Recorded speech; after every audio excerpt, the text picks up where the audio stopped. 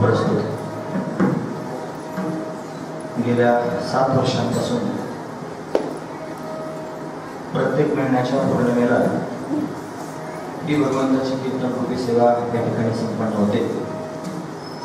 याही महिन्याची असणारी भगवंताची कीर्तनरूपी सेवा ही अकारण करुणावर होणारे भक्तकाम कल्पतरू भगवान पांडुरंग परमात्म्याच्या अथांग करुणेने त्याच्या दयेने आणि या सर्व संयोजक मंडळींच्या माध्यमातून आमच्या वाटेला आलेले आहे। सेवेकरिता निवडलेला अभंग माऊली महाविष्णू भगवान ज्ञानोबरायांचा हरिपाठ प्रकरणातील 13व्या क्रमांकाचा अभंग अशा पद्धतीचा आहे। या अभंगामधून माऊली श्रीहरीचं विलक्षण असणारं सुख कसं प्राप्त करून घ्यावं त्याचे विलक्षणत्व पूर्ण सांगते। सुखही विलक्षण आहे आणि प्राप्त करून घेण्याची साधना सुद्धा विलक्षण आहे। दोन्ही गोष्टी विलक्षणच आहेत। त्या स्थितीत गेल्याशिवाय या दिव्य असणाऱ्या सुखाचा अनुभवही सर्व लोकांना प्राप्त होऊ शकत नाही। म्हणून श्रीहरीशी तदाकार होण्याची दिव्य साधना माऊली सांगतात।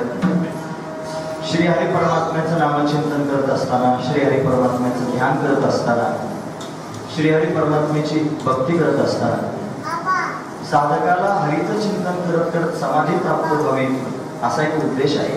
हा एक भाव आहे। कोणतीही साधना करायला आपण सुरुवात केली की सर्वात आधी त्यांनी महाराज फलाचा विचार केला जातो। आपण या साधनेतून काय फल प्राप्त करणार आहोत। जसं सामान्य व्यवहारामधून आपण अनेक गोष्टी पाहतो। एखादा मनुष्य व्यापार करू लागला, नोकरी करू लागला, व्यवसाय करू लागला, तर सगळ्यात आधी या नोकरी व्यवसाय व्यापारातून आपल्याला काय प्राप्त होणार आहे याचा विचार केला जातो आणि मग त्याच्यात पदार्पण केलं जातं। म्हणजे आधी पदार्थ ठरवला जातो आणि मग त्यांनी अशा पद्धतीने त्याच्यात पाऊल उचललं जातं। हे जसं व्यवहारातलं आहे तसं परमार्थात सुद्धा आहे। आपण श्रीहरीची भक्ती करतो आहोत, आपण त्यांनी भजन करतो आहोत, आपण त्याचं नामस्मरण करतो आहोत, पण या भक्तीच्या माध्यमातून, नामस्मरणाच्या माध्यमातून आपल्याला मिळवायचंय काय हे आधी ठरवलं पाहिजे। हे न ठरवता जर आपण त्याची भक्ती करत राहिलो तर आपल्याला समजणारच नाही आपण काय करतो। आमचे भाऊ म्हणायचे, भाऊ म्हणजे वैकुंठवासी पंढरीनाथ महाराज देवकर, ते म्हणायचे कहा गए तो कहा नाही, क्या लाया तो कुछ नाही। मग कुठे गेला होता, कुठं नाही, काय आणलं म्हणे काहीच नाही, मग गेला कशाला होता। जन्मभर गळ्यात माळ घातली, जन्मभर कपाळाला गंध लावला, जन्मभर त्यांनी काळ कुटत बसला आणि मिळालं काहीच नाही। महत्वाची गोष्ट आहे, पण काय मिळवायचं हे आधी ठरवावं, मग त्याच्यात पदार्पण करावं। म्हणजे भक्तीच्या माध्यमातून, श्रीहरीच्या भजनाच्या माध्यमातून आपल्याला मिळवायचंय काय असं जर त्यांनी कोणी म्हणत असेल आणि त्याला जर ते माहीत नसेल तर माऊली ज्ञानोबराय त्याला स्पष्ट शब्दात वर्णन करून सांगतात। श्रीहरीच्या चिंतनातून श्रीहरीच्या स्वरूपाची समाधी प्राप्त करून घ्यायची आहे। म्हणजे त्या श्रीहरी परमात्म्याची एकरूपता त्यांनी साधून आणि समाधी स्थिती प्राप्त करून घेणं हे त्यांनी परमार्थातलं ध्येय आहे, भक्तीतलं असणारं ध्येय आहे। म्हणून आपण हरीची भक्ती करत आहोत, आपण सगळेजण हरिभक्ती परायण आहोत। मग आपण हरिभक्ती परायण का आहोत याचा जर विचार पाहायचा असेल तर श्रीहरीची समाधी प्राप्त करून घेण्याकरिता आपण हरिभक्ती परायण आहोत। सरळ सरळ गोष्ट आहे। मग कशी प्राप्त होईल हरीची समाधी असं जर कोणी म्हणेल तर त्याचं सरळ उत्तर माऊली सांगतात, समाधी हरीची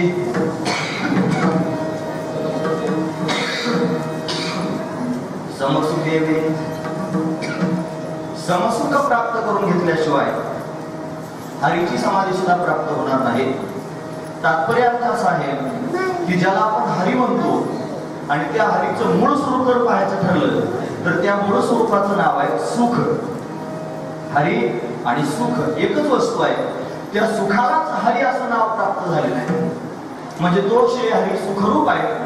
तो जसा सुखरूप आहे तसं जर आपण सुखरूप झालो तर आपल्याला त्या श्रीहरीची समाधी प्राप्त होईल। समसुखेवी, त्याच्या समान सुख आपल्याला प्राप्त झाल्याशिवाय आपण त्याची समाधी प्राप्त करून घेऊ शकत नाहीत। म्हणून समाधी हरीची समसुखेवी विस्तारामध्ये आपण हा प्रसंग पुढे पाहणार आहोत की हरीचं सुख कसं आहे, आपण सुखरूप कसे होणार आहोत, या सगळ्या गोष्टी विचारात घेण्यासारख्याच आहेत, लक्षात घेण्यासारख्याच आहेत। म्हणून त्यांनी त्याच्यासारखं सुख जोपर्यंत आपल्याला प्राप्त होत नाही, तेवढे सुखरूप आपण जोपर्यंत होत नाही तोपर्यंत हरीची समाधी आपल्याला प्राप्त होत नाही। म्हणून आपल्या बुद्धीनं अखंड भगवंताचं चिंतन करत राहावं आणि हे चिंतन करत करत हरिरूप त्यांनी व्हावं, हेच अतिशय महत्वाचं आहे। म्हणून त्यांनी बुद्धीचे वैभव आणले नाही तुझे एका केशवराजे सकळ सिद्धी म्हणून त्यांनी बुद्धीचं वैभव दुसरं कोणतंच नाही. एका श्रीहरीच्या चरणाजवळ बुद्धी त्यांनी ठेवणं हेच बुद्धीचं सगळ्यात मोठं वैभव आहे. या व्यतिरिक्त त्यांनी जीवनभर रिद्धी सिद्धी आदी करून जर त्यांनी प्राप्त करून त्याच्यात वावरायचं ठरवलं तर श्रीहरीची समाधी प्राप्त करून घेतल्या वाचून किंवा श्रीहरीची प्राप्ती आपल्या सर्वांना झाल्या वाचून रिद्धी सिद्धी सर्व बोल आहे. म्हणजे रिद्धी सिद्धी निधी अवधीच उपाधी त्या परमानंदी मन नाही. त्या परमानंद स्वरूपाच्या ठिकाणी जोपर्यंत आपण मन लागलेलं नाही तोपर्यंत या भौतिक विश्वामध्ये असणाऱ्या रिद्धी सिद्धी जरी आपण प्राप्त करून घेतल्या आणि आपलं वैभव जरी आपण भोगू लागलो तरी आपण त्यांनी पूर्णत्वाला प्राप्त झालेलं नाही हे पक्क लक्षात घेण्यासारखं. मग महाराज तुम्ही श्रीहरीची समाधी वर्णन करून सांगतात, तुम्ही बुद्धीचं वैभव वर्णन करून सांगतात, त्याच्या त्यागी प्राप्तीशिवाय अन्य सगळ्या गोष्टी बोल आहेत असं तुम्ही वर्णन करून सांगतात. मग त्या श्रीहरीची समाधी तुम्हाला प्राप्त झाली का? तुम्हाला त्यांनी तुमची बुद्धी त्या श्रीहरीच्या चरणाजवळ स्थिर झाली का? आणि त्यापेक्षा त्यांनी तुम्हाला समसुख प्राप्त होऊन त्यांनी या सर्वांच्या पलीकडे जाऊन त्यांनी तुम्ही त्या आनंदाला अशा पद्धतीने प्राप्त करून घेतलं का हे तरी आम्हाला सांगा. मग महाराज सांगतात ज्ञानदेवी रम्य रमले समाधान. हे मी फक्त सांगतोय असं नाही, मला ती समसुख प्राप्त झालंय त्याच्या समाधीपर्यंत मी त्यांनी जाऊ शकलो त्याचा मला अनुभव आहे. तर माझी बुद्धी भगवंताच्या ठिकाणी स्थिर झालेली आहे. दुसरं बुद्धीला त्यांनी कोणत्याही प्रकारचं अवलंबन राहिलेलं नाही. फक्त श्रीहरीच माझ्या त्यांनी बुद्धीचा विषय आहे. श्रीहरीच्या चरणाजवळ राहणं हाच बुद्धीनं निश्चय केलेला आहे. अशी अवस्था मला प्राप्त झालेली आहे. आणि या श्रीहरीच्या प्राप्ती वाचून रिद्धी सिद्धी सगळ्यात खोल आहेत. तो परमानंदच खऱ्या अर्थानं उपभोगण्यासारखा आहे हे मला कळालेलं आहे आणि मी त्याच्या ठिकाणी स्थिर झालेलो आहे. ज्ञानदेवी रम्य रमले समाधान म्हणून तर मला ते रम्य समाधान प्राप्त झालंय. हरीचं चिंतन मी अखंड अशा पद्धतीने करतो आहे. आणि हे करण्याकरिता काय साधना करतो आहे तर मी हरिहरी म्हणतो आहे आणि या हरिहरी म्हणण्याला मला हे सुख प्राप्त झालं म्हणून तुम्हालाही सांगतोय हे हरिमुखे म्हणा.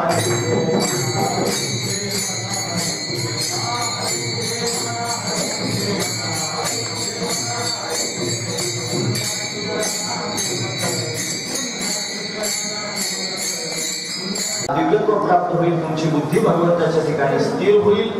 त्यानंतर रिद्धी सिद्धीला तुमच्या जीवनामध्ये कोणत्या प्रकारचं महत्व राहणार नाही. दिव्य समाधान जीवनामध्ये प्राप्त होईल आणि रम्य अशा स्थितीमध्ये तुम्ही सुद्धा विचरण करू शकाल. अशी त्यांनी स्थिती सर्वांना हरिहरी म्हटल्यानं प्राप्त होते म्हणून तुम्ही हरिहरी सर्वजण म्हणा असं सांगण्याचं माऊली ज्ञानोबारायांचं तात्पर्य आहे. असा अभंगाचा सरळ अर्थ पाहण्याचा आपण प्रयत्न केला. विठोबा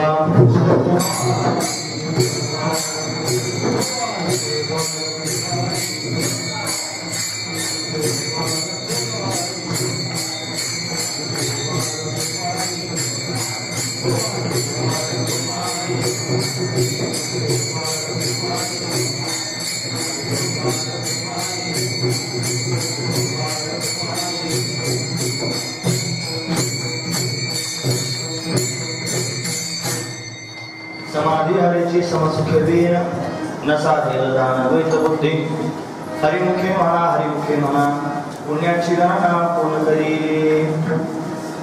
प्रत्येक महिन्याला आपल्या बालाजी मंदिरामध्ये आणि हा भगवंताच्या कीर्तनाचा उत्सव त्यांनी संपन्न होत असतो. हा उत्सव संपन्न होण्याकरिता कारणीभूत त्याच्यासमोर लिहिलेला आहे श्रमिक बालाजी महिला भजनी मंडळ व ट्रस्टच्या वतीनं हा कार्यक्रम पौर्णिमेचा नियम अशा पद्धतीने चालतो. इकडे स्थानिक महाराज मंडळी आहेत, लक्ष्मीकांत महाराज आहेत, त्यांनी मिलिंद महाराज आहेत, उठला मामा आहेत, काटाबत्ती मामा आहेत. या सर्व लोकांच्या माध्यमातून आणि हा अशा पद्धतीनं सोहळा सर्व लोकांना अशा पद्धतीने प्राप्त होतो. तर अमृतांबोल लिहिला आणि चांगदेव 65 त्यांनी 65 ओळींची लिहून चांगदेव महाराजांना पत्र पाठवले. असे 3 ग्रंथ विशिष्ट आहेत. हे 3ही ग्रंथ माऊली ज्ञानोबारांनी 3 कारणांकरता प्रगट केले. माऊली ज्ञानोबारांनी ज्ञानेश्वरी साधकांसाठी सांगितली, साधकांसाठी म्हणून साधकांचा मायबाप असं माऊली ज्ञानोबारांनी म्हटलं जातं. जे साधना करणारे आहेत त्या साधना करणाऱ्या लोकांना साधनेचं मार्गदर्शन व्हावं, भगवंतापर्यंत त्यांनी जाता यावं, साध्य त्यांना प्राप्त व्हावं म्हणून त्यांनी ज्ञानेश्वरी जिला भावार्थ दीपिका म्हणतात. वास्तविक ज्ञानेश्वरी म्हणजे श्रीमद भगवद्गीताच. या श्रीमद भगवद्गीतेवरती माऊली ज्ञानोबारांनी भाष्य लिहिलं. म्हणजे भगवद्गीतेतला मूळ असणारा भाव सर्व लोकांच्या समोर प्रगट करण्याकरिता आणि ज्ञानोबारांनी अट्टहास केला आणि भावार्थ दीपिका प्रगट केली. ज्ञानेश्वरीचं खरं नाव काय? भावार्थ दीपिका. पण ही भावार्थ दीपिका साधकांकरता प्रगट झाली नेवासा क्षेत्रामध्ये. आणि तिथून अलंकापुराच्या दिशेनं प्रवास सुरू झाला आणि रस्त्यानं चालताना निवृत्तीनाथ दादांनी त्यांनी विचारलं, ज्ञाना, सगळ्या जगाला उद्धाराची साधना दिलीच गोष्ट खरी आहे, पण तुझ्या स्वतःचा अनुभव सांगितला नाहीस रे, तो अनुभव मला ऐकायचा. मग त्यांनी ज्ञानोबारांच्या मनातच राहिलं, माझ्या गुरुजींनी मला अनुभव विचारलाय, मग अनुभव सांगितला पाहिजे. धर्मधर्म संयोगानं नेवासा क्षेत्रातून ही सगळी मंडळी आणि ब्राह्मणी गावापर्यंत आली. सोनई ब्राह्मणी. त्या ब्राह्मणी गावाजवळ आल्यानंतर तिथून निवृत्तीनाथ महाराजांना प्रवरा संगमावर स्नान करण्याला जाण्याची इच्छा झाली. पण निवृत्तीनाथ दादा त्यांनी स्नान करण्याच्या उद्देशाने गेले आणि स्नान करून परत यायला त्यांना 10 दिवसाचा कालावधी दिला. आणि या 10 दिवसामध्ये आता आपण बसून काय करायचंय म्हणून माऊली ज्ञानोबारांनी ब्राह्मणी गावामध्ये महादेवाच्या मंदिरात बसून आणि स्वतःचा अनुभव त्यांनी प्रगट करण्याकरिता 10 प्रकरणं लिहिली. आणि त्या 10 प्रकरणांचं नाव पडलं अमृतानुभव. हा या अमृतानुभव जो त्यांनी अमर असणारा अनुभव आहे. न मृत किती अमृत, जो कधी मरत नाही त्याला म्हणायचं अमर, अमृत असणारा अनुभव, दिव्य असणारा अनुभव माऊली ज्ञानोबारांनी प्रगट केला. 10 प्रकरण त्याच्यामध्ये 10 अध्याय आणि त्या 10 अध्यायामधून त्यांनी अशा पद्धतीनं दिव्य ज्ञान माऊली ज्ञानोबारांनी जीवनमुक्तांकरता सांगितलं. कारण अनुभव सांगायचा कोणासमोर? तो त्यांनी सांगायचा आहे सिद्ध पुरुषांच्या समोर. या अभंगामध्ये समाधी शब्द आहेत, या अभंगामध्ये समसुख शब्द आहेत, या अभंगामध्ये त्यांनी दिव्य आनंद असा शब्द त्यांनी आलेला आहे, म्हणजे दिव्य समाधान असा शब्द आलेला आहे. समाधान, आनंद, सुख, समाधी या सगळ्या गोष्टी सांगायच्यात कोणाला आणि कोणाला त्या पचतील याचा जर आपण विचार केला तर ज्याच्या जीवनामध्ये समाधीचा अनुभव आहे तो समाधी शब्दाचं विश्लेषण करून सांगितल्यानंतर ते ग्रहण करू शकतो. ज्याला समाधीचा अनुभवच नाही त्याला समाधीशी काय घेणं देणं आहे? त्याच्या जीवनात कधी समाधी प्राप्त झाली नाही, त्यानं समाधी प्राप्त करून घेण्याचा कधी प्रयत्न केला नाही आणि त्याच्या समोर जर मी समाधीचं वैभव सांगायला लागलो तर मग मात्र ते त्याला सहजासहजी कळेल असं मात्र नाही. पण त्याला सांगायचं नाही का हो सोप्या शब्दांमध्ये ज्याला रुचेल पचेल झेपेल अशा पद्धतीनं त्याला ते सांगायचं. पण त्याच पद्धतीने आपण ते आता पाहणार आहोत. पण अनुभव विचारला निवृत्तीनाथांनी आणि त्यांच्या समोर त्यांनी काही सांगून कसं काय चालेल? ते सिद्ध पुरुष आहेत, जीवनमुक्त आहेत, नित्यमुक्त आहेत, ते प्रत्यक्ष भगवान शंकर आहेत आणि त्यांच्या समोर मला अनुभव सांगायचा आहे. मग काय सांगितलं पाहिजे? म्हणून त्यांनी त्यांना अशा पद्धतीने समर्पक वाटेल आणि अशा पद्धतीचं दिव्य अंतःकरणात आलेला अनुभव त्यांच्या शब्दात व्यक्त करायचा. पण अमृतानुभव हा जो ग्रंथ आहे हा सिद्धांतवाद आहे आणि सिद्ध पुरुषांकरताच आहे. तो सामान्यांना कळत नाही, जो त्या वृत्तीत गेला ना त्याला कसा कळेल? म्हणून अमृतानुभव सिद्धांत चांगली 65 माऊली ज्ञानोबारांनी लिहिली. 65 ओव्यांचं पत्र लिहिलं. ते पत्र लिहिण्याचं कारण त्यांनी मला मुक्ताबाई ठरले. असं आहे ते पत्र त्यांनी आलं, ते कोरच पत्र होतं, चांगले महाराजांकडून आलेलं. मग भिंतीवर सगळे बसले होते. निवृत्तीदादांनी पाहिल्यानंतर कोरच आहे, काही त्यांनी आश्चर्य व्यक्त केलं नाही. ठीक आहे, ज्ञानोबारांच्या हातात दिलं, सोपान काकाच्या हातात दिलं, मुक्ताईच्या हातात दिलं. मुक्ताई म्हणली दादा अरे हा 1400 वर्ष जगला पण कोराच राहिलं की हे मुक्ताईचे शब्द आहेत. चांगले महाराज 1400 वर्ष जगले पण कोरेच राहिले. मग असं सांगितलं की हे बघ मुक्ते, निवृत्तीनाथ दादा म्हणजे मुक्ते अगं हे कोरं पत्र चांगलं ज्याच्यावर गिचमिड केलेली असते त्याच्यावर परत काही लिहिता येत नाही. एखादा कागद जर कोरा असेल तर त्याच्यावर नव्यानं काहीतरी लिहिता येतं. त्याच्यावर आधीच लिहून खारा कोरा झालेला त्याच्यावर काय लिहिणार आहे? म्हणून त्यांनी कोरा हे चांगलं, त्याच्यावर काही लिहिलं तरी. म्हणून ज्ञानोबारांना सांगितलं ज्ञाना या कोऱ्या पत्रावरती त्यांनी तू आता तुझ्या शब्दांमध्ये त्यांनी चांगले महाराजांना काहीतरी लिहून पाठव. म्हणून 65 ओव्यांचं लिखाण झालं. ती चांगली 65 आहे आणि ती योगी पुरुषांना केलेला उपदेश आहे. म्हणजे माऊली ज्ञानोबारांनी त्यांनी अशा पद्धतीने ज्ञानेश्वरी, अमृतानुभव आणि चांगले 65 या दिव्य ग्रंथांना प्रगट केले.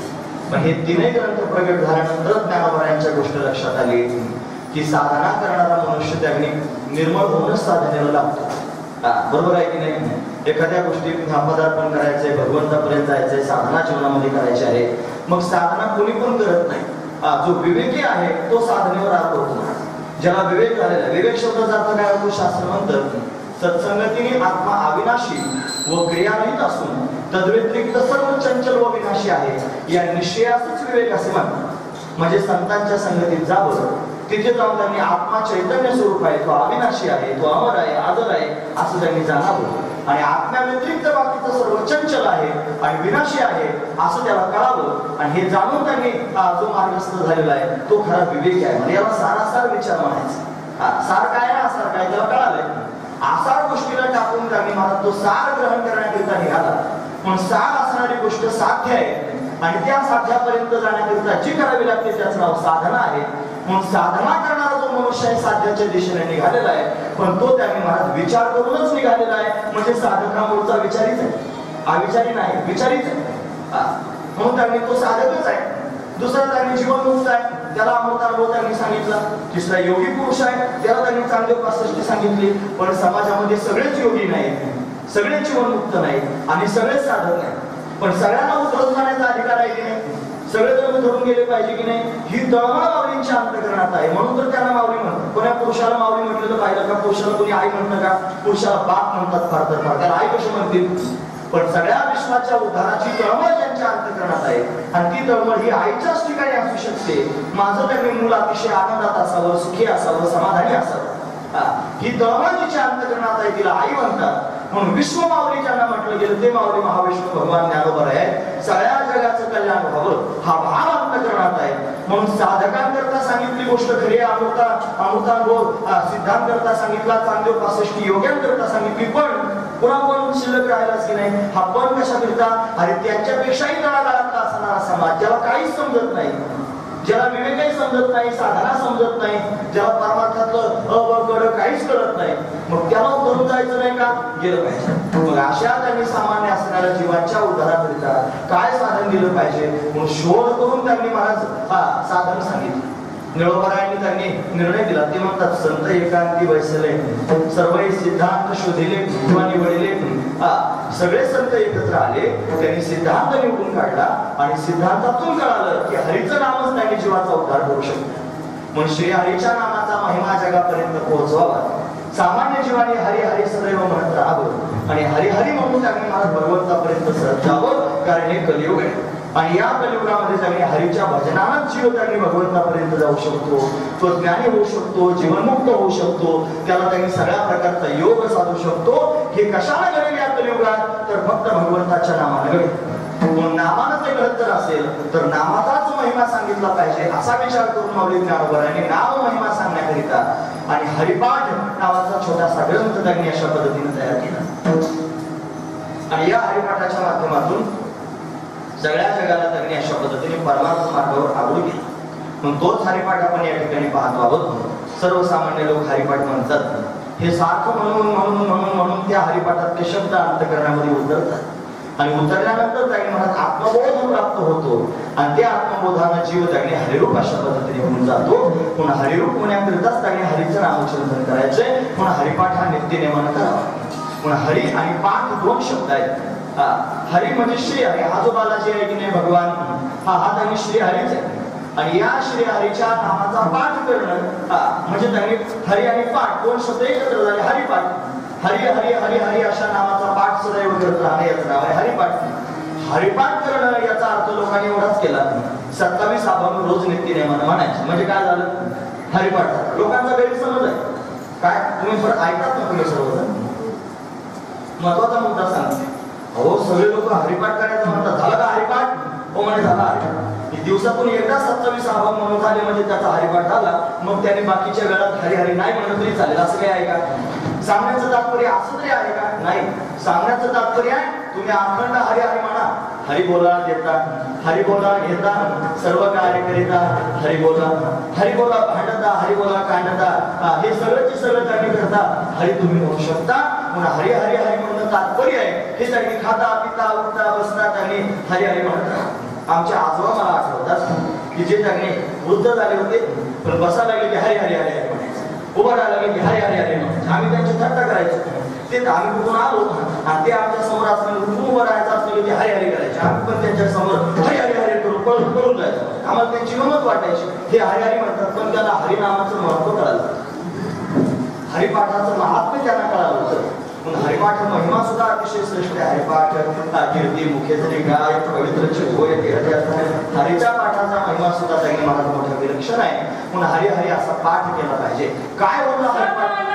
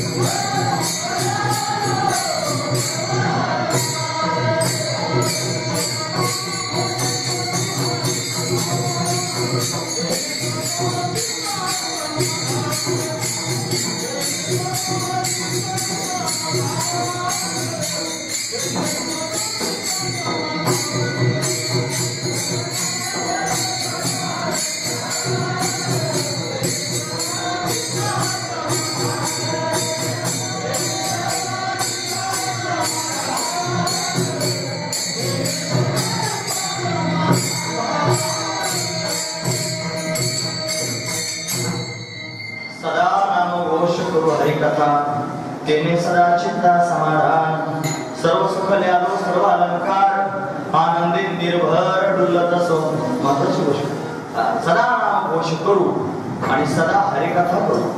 सदा शब्दाचा अर्थ सदैव असा करावा म्हणजे सदैव हरीचं नाम घेत राहू आणि सदैव हरीची कथा करत राहू. त्याच्यामुळे जीवाला खऱ्या अर्थानं समाधान प्राप्त होईल. आमच्या जीवनामध्ये त्यांनी भौतिक वैभवाच्या दृष्टीने पाहिलं तर शून्य आहे. जगद्गुरु तुकोबारांकडे पहा त्यांचं भौतिक जर त्यांनी जीवन पाहण्याचा प्रयत्न केला व्यावहारिक जीवन जर पाहण्याचा प्रयत्न केला तर राहण्याला घर काय म्हणतात घर चंद्रमौळी चुलीवर हरळी पाणी ठेवण्याकरता किळी त्याच्यावर त्यांनी नारळी नारळाची करवंडी म्हणजे ज्यांच्या घरामध्ये त्यांनी साधा पाणी भरण्याकरता हांडा सुद्धा नाही एक पेला सुद्धा घरात नाही ते नारळाच्या करवंडीत पाणी द्यावं लागतं. ते म्हणतात सर्व सुख ल्यालो सर्व अलंकार आनंदे निर्भर डुलत असो. कशाच्या जीवावर तुमच्याकडे संपत्ती नाही वैभव नाही प्रतिष्ठा नाही लोक तू क्या म्हणतात अशी तुमची अवस्था आणि तरी तुम्ही एवढे समाधानी आहात. त्याचं कारण काय? त्याचं कारण सदा नाम घोष करू हरी कथा आणि त्याने सदा चित्ता समाधान. आम्हाला या लोकांच्या त्यांनी या वैभवाची प्रतिष्ठेची नावाची आवश्यकताच वाटत नाही. कारण का आम्हाला श्रीहरीचं सुख प्राप्त झालेलं आहे आणि हरीच्या सुखाच्या समोर या सगळ्या गोष्टी नगण्य आहेत. दुय्यम त्यांनी आहेत म्हणून हरिसुख भावले रे हरिसुख भावले रे श्री हरीचं सुख त्यांनी प्राप्त झालं पण बाकीच्या सगळ्या गोष्टी दुय्यम नाही. म्हणून या कलियुगामध्ये त्यांनी प्रधान साधन जर काय असेल तर भगवंताचं नाम आणि ते नाम त्यांनी आपल्या जीवनामध्ये जर प्राप्त झालं तर त्या नामचिंतनानं आपण त्यांनी श्रीहरीच्या स्वरूपापर्यंत जाऊ शकतो. पण ते नामचिंतन करणाऱ्या मनुष्याला ते नामचिंतन करता करताच दिव्य असणारा विवेक प्राप्त होईल. ते हरीचं नाम त्याला दिव्य आनंद कधी प्राप्त करून देईल जेव्हा त्यांनी मनात हरीच्या नावाने त्याला अद्वैत बोध प्राप्त होईल. मग अद्वैत बोध जर मध्ये घेतला नाही तर सुटणारच नाही. महत्वाची गोष्ट कारण समाधी शब्द आला की नाही समाधी शब्दाचा अर्थ सम आधीन होणं. सम ज्याचं चिंतन करत आहात त्याच्या सम होणं याचं नाव आहे समाधी. हरीचं चिंतन करतो की नाही आपण मग हरीचं चिंतन करता करता हरी हरी हरी हरी म्हणत हरी सारखं होणं म्हणजे त्यांनी मला समाधी लागली. हरिरूप होऊन झाले याचं नाव आहे समाधी. म्हणून त्यांनी हरिरूप झाले जाणणे हरपले असं आहे की नाही नेनंते गेले हरीचे काय म्हणून त्यांनी हरिरूप झाले. हरी हरी म्हणता म्हणता हरिरूप झाले. हरिरूप होणंच त्यांनी परमार्थाचं ध्येय आहे म्हणून हरिरूप झालं पाहिजे. आपण हरिरूप नाहीत का मग आपण हरिरूप त्यांनी व्हायला महत्वाचा मुद्दा आहे. तो हरी आपल्याला आहे की नाही या गोष्टीचा आपण विचार केला पाहिजे. म्हणून महत्वाचा मुद्दा असाच आहे की आपण सगळेजण त्यांनी हरिरूपच आहात पण आपल्याला ते कळेल तेव्हा जेव्हा तुम्ही हरी हरी म्हणायला सुरुवात कराल तेव्हा. तुम्ही जर हरी हरी म्हणा तुम्ही ऐकतात ना सर्वजण मी महत्वाचा मुद्दा सांगतो कामच करू नये फार महत्वाचं. ज्या दिवशी तुम्ही हरी हरी म्हणायला सुरुवात कराल त्या दिवशी तुमचं पुण्य त्यांनी प्रबल होईल. त्या प्रबल असणाऱ्या पुण्यानं तुमचं अंतःकरण निर्मळ होईल आणि शुद्ध होईल. श्रीहरीची प्राप्ती कोणाला होते आणि कधी होते जेव्हा अंतःकरण निर्मळ होतं आणि अंतःकरण स्थिर होतं तेव्हा त्यांनी श्रीहरीची प्राप्ती होऊ शकते. जर आपलं अंतःकरण निर्मळच झालेलं नसेल त्याच्यामध्ये जर विकार असतील त्याच्यात काम क्रोध लोभ जर आपण भरून ठेवलेले असतील तर हरी आपल्या चित्तात येणार नाही. पण तुका म्हणे चित्त करारे निर्मळ एवढी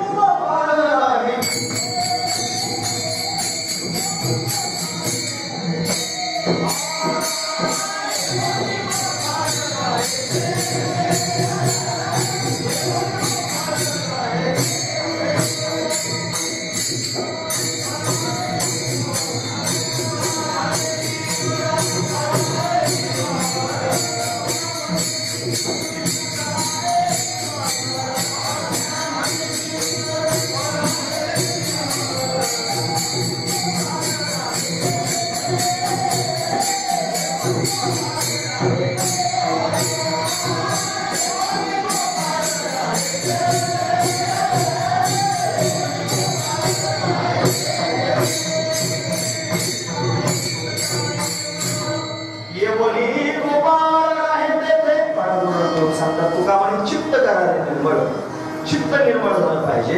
चित्त जैसे गंगाजळ, चित्त हे गंगाजळासारखं व्हावं, ते निर्मळ व्हावं आणि ते स्थिर व्हावं. दोन गोष्टी आहेत. हरी केव्हा प्राप्त होईल? जेव्हा आपलं चित्त निर्मळ होईल आणि जेव्हा आपलं चित्त स्थिर होईल. या दोन गोष्टी होतील. मग हे निर्मळ होईल कशानं? हरीच्या नामानं. आणि स्थिर होईल कशानं? हरीच्या नामानं. म्हणजे अखंड हरी हरी नामाचा पाठ करतोय त्याचं चित्त निर्मळ होईल आणि त्याचं काही अशा पद्धतीने चित्त स्थिर होईल. ते निर्मळ झालेलं स्थिर झालेलं चित्त सर्वज्ञ असणाऱ्या श्री हरीला कळेल, ईश्वराला कळेल. तो सर्वज्ञ. सर्वज्ञ जगात तिघे आहेत. तुम्ही ऐकतात ना सर्वज्ञ? सर्वज्ञ शब्दाचा अर्थ सांग. सर्वज्ञ म्हणजे काय? ज्याला कालचं कळतं, आजचं कळतं, उद्याचंही कळतं. म्हणून त्याने जो त्रिकालज्ञ आहे त्याला सर्वज्ञ असं त्यांनी म्हणावं. आणि या जगामध्ये सर्वज्ञ तीन लोक आहेत. एक तर परमात्मा सर्वज्ञ आहे, नंबर 2 संत सर्वज्ञ आहेत आणि नंबर 3 वेद सर्वज्ञ. तिघांना सगळंच कळतं. मग आपलं अंतःकरण स्थिर झालेलं आहे, आपलं अंतःकरण निर्मळ झालेलं आहे. हे जो सर्वज्ञ आहे त्याला कळेल की नाही? कळतं. मग ईश्वराला हे कळतं. तो ईश्वर त्यांनी महाराज गुरु रूपाने प्रगट होतो उपदेश देण्याकरिता. कारण स्थिर झालेलं चित्त, निर्मळ झालेलं चित्त हे ज्ञानाचं अधिकारी होतं. मग हरिस्वरूपाचा बोध जर प्राप्त करून घ्यायचा असेल तर अशी सामग्री लागते. आणि ती सामग्री झाले की भगवान कृपा करतो. एक ओवी सांगतो माऊली ज्ञानोबरांची. ते म्हणतात, हे ऐसे कर्मसाम्य दशा होय जेठ विरेशा तै सद्गुरु अपैसा भेटेची की. कर्मसाम्य दशा, अशी कर्मसाम्य दशा जेव्हा होईल आणि तेव्हा त्यांनी महाराज श्रीगुरु आपोआप चालत येतील. पण आपलं अंतःकरण निर्मळ आणि स्थिर झालेलं आहे हे भगवंत.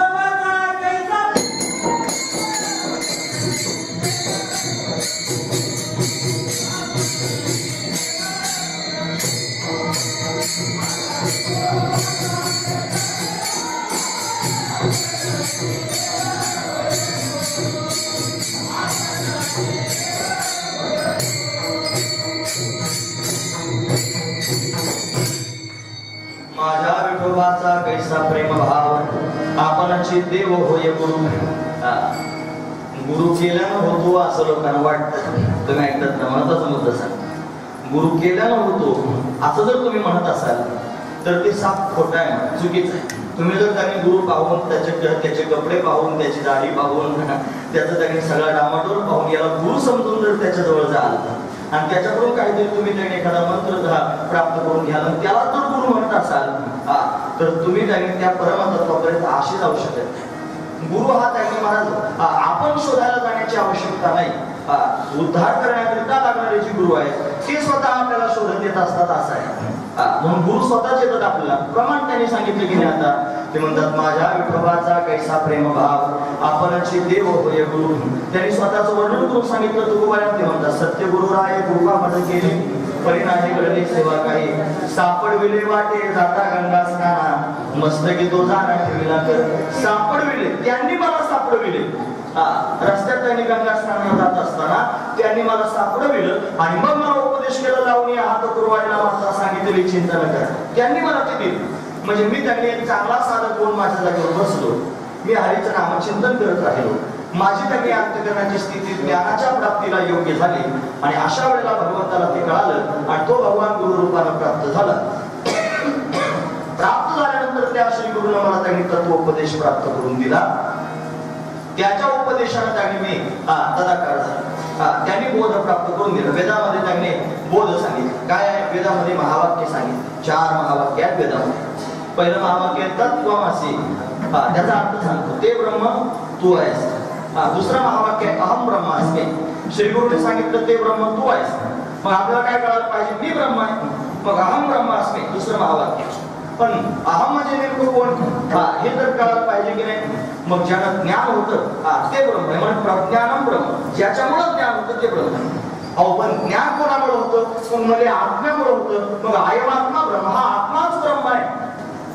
आपण सर्वजण आत्मा आहोत आणि आत्माच ब्रह्मरूप आहे, आत्माच परमात्मा स्वरूप आहे. हे ज्याने ज्ञान होणं याला अभेद ज्ञान म्हणतात. ब्रह्म शब्दाचा अर्थ होतो हरी आणि आत्मा एकच आहे. महत्वाची गोष्ट आहे. म्हणून हा जो आत्मा आहे ना, हा सच्चिदानंद स्वरूप आहे, हाच परमात्मा स्वरूप आहे.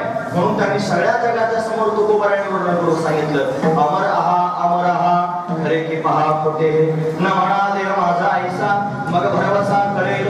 किंवा त्यापेक्षा महत्वाचा विचार सांगितला, देवाची बरे तुका म्हणे खरे तुम्ही देव आहात. तुम्ही देव शोधण्याकरिता स्वतंत्र फिरायची आवश्यकता नाही.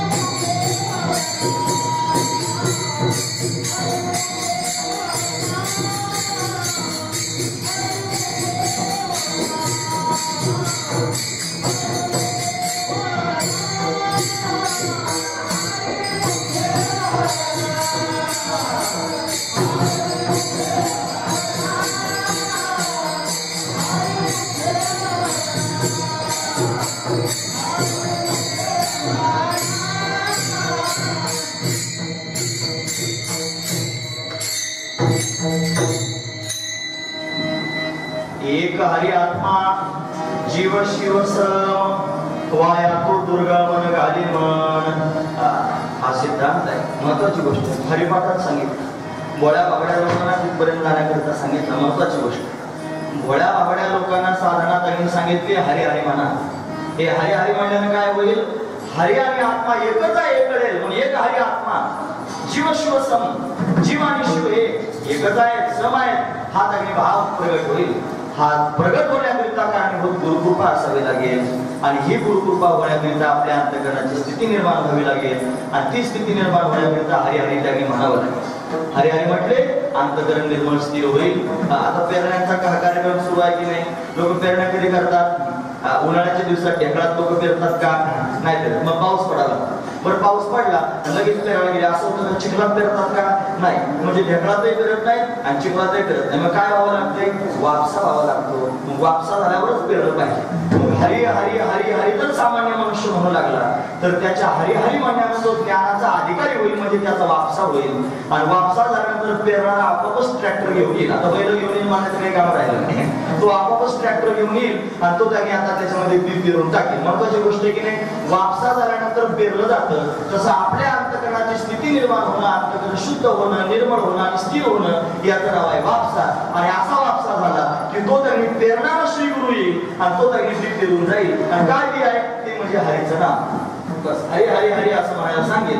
आणि त्यानं त्या हरी हरी त्यांनी सांगितलं की त्या हरीतूनच अद्वैत बोध अंतःकरणात होते. म्हणजे हरीनं सुरुवात होती ना हरीनं शेवट होतो. महाराज बीज आणि फळ हरीचे नाम. बीज आहे हरीचं नाम आहे, फळ आहे हरीचं नाम आहे. महत्वाची गोष्ट. मग तो तत्वोपदेश करेल आणि तो सांगेल. तो काय सांगेल आल्यानंतर? तो म्हणेल आपल्याला एक हरी आत्मा, आत्मा आणि हरी एकच आहे. तू ज्याला जीव म्हणतो आहेस तो जीवच शिव आहे. म्हणून जीवाला शिवस्वरूपतेचं ज्ञान प्राप्त होईल. आणि ज्या दिवशी जीवाला शिवस्वरूपतेचं ज्ञान प्राप्त होईल, मी शिव आहे असं ज्या दिवशी त्याला कळेल, त्या दिवशी त्याच्या अंतःकरणातून सगळ्या प्रकारचा उद्वेग निघून जाईल. त्याला ज्ञान होईल ना माझ्या स्वरूपाचं. हे जे ज्ञान तुम्ही ऐकतात ना सर्वजण, थोडी कठीण प्रक्रिया सांगतो. चला अवघड असली तरी पण ऐकून ठेवा, महत्वाचे आहे म्हणून सांगतो. जीवस्वरूपाला ज्ञान प्राप्त होतं. पण जीव म्हणजे काय? तीन गोष्टींना मिळून जीव म्हणतो. एक आहे त्याने बुद्धी, दुसरा आहे बुद्धीचा अधिष्ठान चैतन्य, आणि तिसरा आहे चैतन्याचा बुद्धीत पडलेला आभास. तुम्ही पाठ ऐकता का सगळे? कुठेतरी पाठ ऐकायला तुम्ही जातात म्हणून तुम्ही उत्तर द्या. बरोबर. म्हणजे बुद्धीचा अधिष्ठान चैतन्य आणि त्या चैतन्याचा त्यांनी बुद्धीमध्ये पडलेला आभास, या तीन गोष्टीने मिळून काय म्हणतात? जीव म्हणतात. बरोबर. मग आता याचा प्रश्न असा उभा राहतो, जीवाला ज्ञान होतं म्हणजे नेमकं होतं बघ. आता जीव हा शिवस्वरूप आहे कळालं की नाही आपल्याला, असं आपण ऐकलं की नाही आता. मग जीवाला शिवस्वरूपाचं ज्ञान झालं म्हणजे जीवाच्या ठिकाणी तीन घटक आहेत, त्याच्यात कोणाला झालं? जर त्यांनी बुद्धीला झालं म्हणावं तर बुद्धी जड आहे. तिथं जड शब्दाचा अर्थ होतो जे स्वतःला जाणत नाही, दुसऱ्याला जाणत नाही, त्याला म्हणायचं जड. स्वतःला जाणत नाही, दुसऱ्याला जाणत नाही, म्हणून त्यांनी बऱ्याच वेळेला सामान्य संसारातल्या लोकांना जड म्हणून म्हणतात. जड म्हणजे जड शब्दाचा अर्थ तो वेडा असा सुद्धा अर्थ करता येतो. जड म्हणजे जो मूर्ख आहे असाही त्याचा अर्थ केला जातो. का बरं? त्याला मूर्ख का म्हटलं सामान्य जीवाला? अहो तो स्वतःलाही ओळखत नाही, त्याला स्वतःचंही स्वरूप माहित नाही, त्याला दुसऱ्याचंही स्वरूप आहे. तर मी कोण आहे हा विचार केला पाहिजे. आहे मी हा कोण करावा विचार, म्हणे ज्ञानेश्वर निवृत्तीचा मी कोण आहे याचा विचार केला पाहिजे. त्याच्याजवळ तोही विचार नाही. आणि जगात त्यांनी सगळे लोक त्यांनी पाहतो आणि हे कोण आहेत हे त्याला माहित नाही. खरं तर जीव हे देव हे त्याला कळलं पाहिजे आणि मी सुद्धा देव आहे हे त्याला कळलं पाहिजे, पण हे ज्याला कळत नाही त्याला म्हणायचं जड. म्हणून त्यांनी बुद्धी जड आहे, तिला ज्ञान होत नाही. मग चैतन्याला होतं म्हणा. अहो चैतन्य चैतन्यच आहे, ते स्वतःच ज्ञान स्वरूप आहे, त्याला कसं ज्ञान होईल? बरं आता राहिला आभास. मग आभासाला ज्ञान होतं म्हणा. ही आभासाच्या 7 अवस्था आहेत. तुम्ही ऐकत नसेल बघून 7 अवस्था सांगतो. पहिली अवस्था आहे अज्ञान, दुसरी अवस्था आहे आवरण, तिसरी अवस्था आहे विक्षेप, त्याच्यानंतर परोक्ष ज्ञान, मग त्यांनी अपरोक्ष ज्ञान, मग शोकनाश आणि मग आनंद. बरोबर आहे की नाही? म्हणजे त्यांनी या अवस्थांमधून अशा पद्धतीने आभासाला जावं लागतं. त्याच्या ठिकाणी आहे अज्ञान. कशाचं? मी कोण आहे याचं अज्ञान. हे झालं पहिलं त्यांनी अज्ञान. मग त्याच्यावर त्यांनी महाराज आला आवरण, परमात्मा स्वरूपाविषयी असणार आवरण. काय परमात्मा आहे की नाही जगात? 2 वर्ग आहेत. एक वर्ग असा आहे तो म्हणतो देव तो काय नाही, याला म्हणायचं आवरण, हे असत्वा बाधक आवरण. आणि दुसरा वर्ग देव मानणार आहे, पण कुठं आहे देव? तो म्हणतो आहे पण माहित नाही कुठे. कोणी म्हणतो वैकुंठात आहे, कोणी म्हणतो स्वर्गात आहे, कोणी आणखी कुठे म्हणतो आहे पण माहित नाही. याला आभाळा बाधक आवरण म्हणायचं आहे, पण त्याच्यावर आवरण त्याला ते कळत. म्हणजे अशा पद्धतीने आवरण आहे. मग विक्षेप, मग अंतःकरणाची चंचलता, याला विक्षेप म्हणायचं. आणि मग हे जाण्याकरिता पुढे जाऊन त्यांनी परोक्ष ज्ञान, परमात्मा स्वरूपाचं अस्तित्वाचं ज्ञान, याला परोक्ष ज्ञान म्हणायचं. आणि तेच ज्ञान पुढे जाऊन अपरोक्षत्वानं होतं. ज्या दिवशी देव जगात आहे ही पूर्ण भावना अंतःकरणात आहे आणि देव शोधण्याकरिता निघाला त्या दिवशी त्याला देव कळतो. महाराज म्हणतात देव पाहावया गेलो आणि तेथे देवाची ओळख ठेवलो. मी स्वतःच देव झालो, मला विचारांती कळालं की मीच देव आहे. ज्या देवाला शोधण्याकरिता मी बाहेर फिरतोय तो देव बाहेर नसून माझ्या आत आहे आणि त्यापेक्षा मीच आहे हे ज्या दिवशी कळेल त्या दिवशी अपरोक्ष ज्ञान झालं समजायचं. हे झालं अपरोक्ष ज्ञान. आणि असं अपरोक्ष ज्ञान झाल्याने काय होतं? शोक निवृत्त होतो.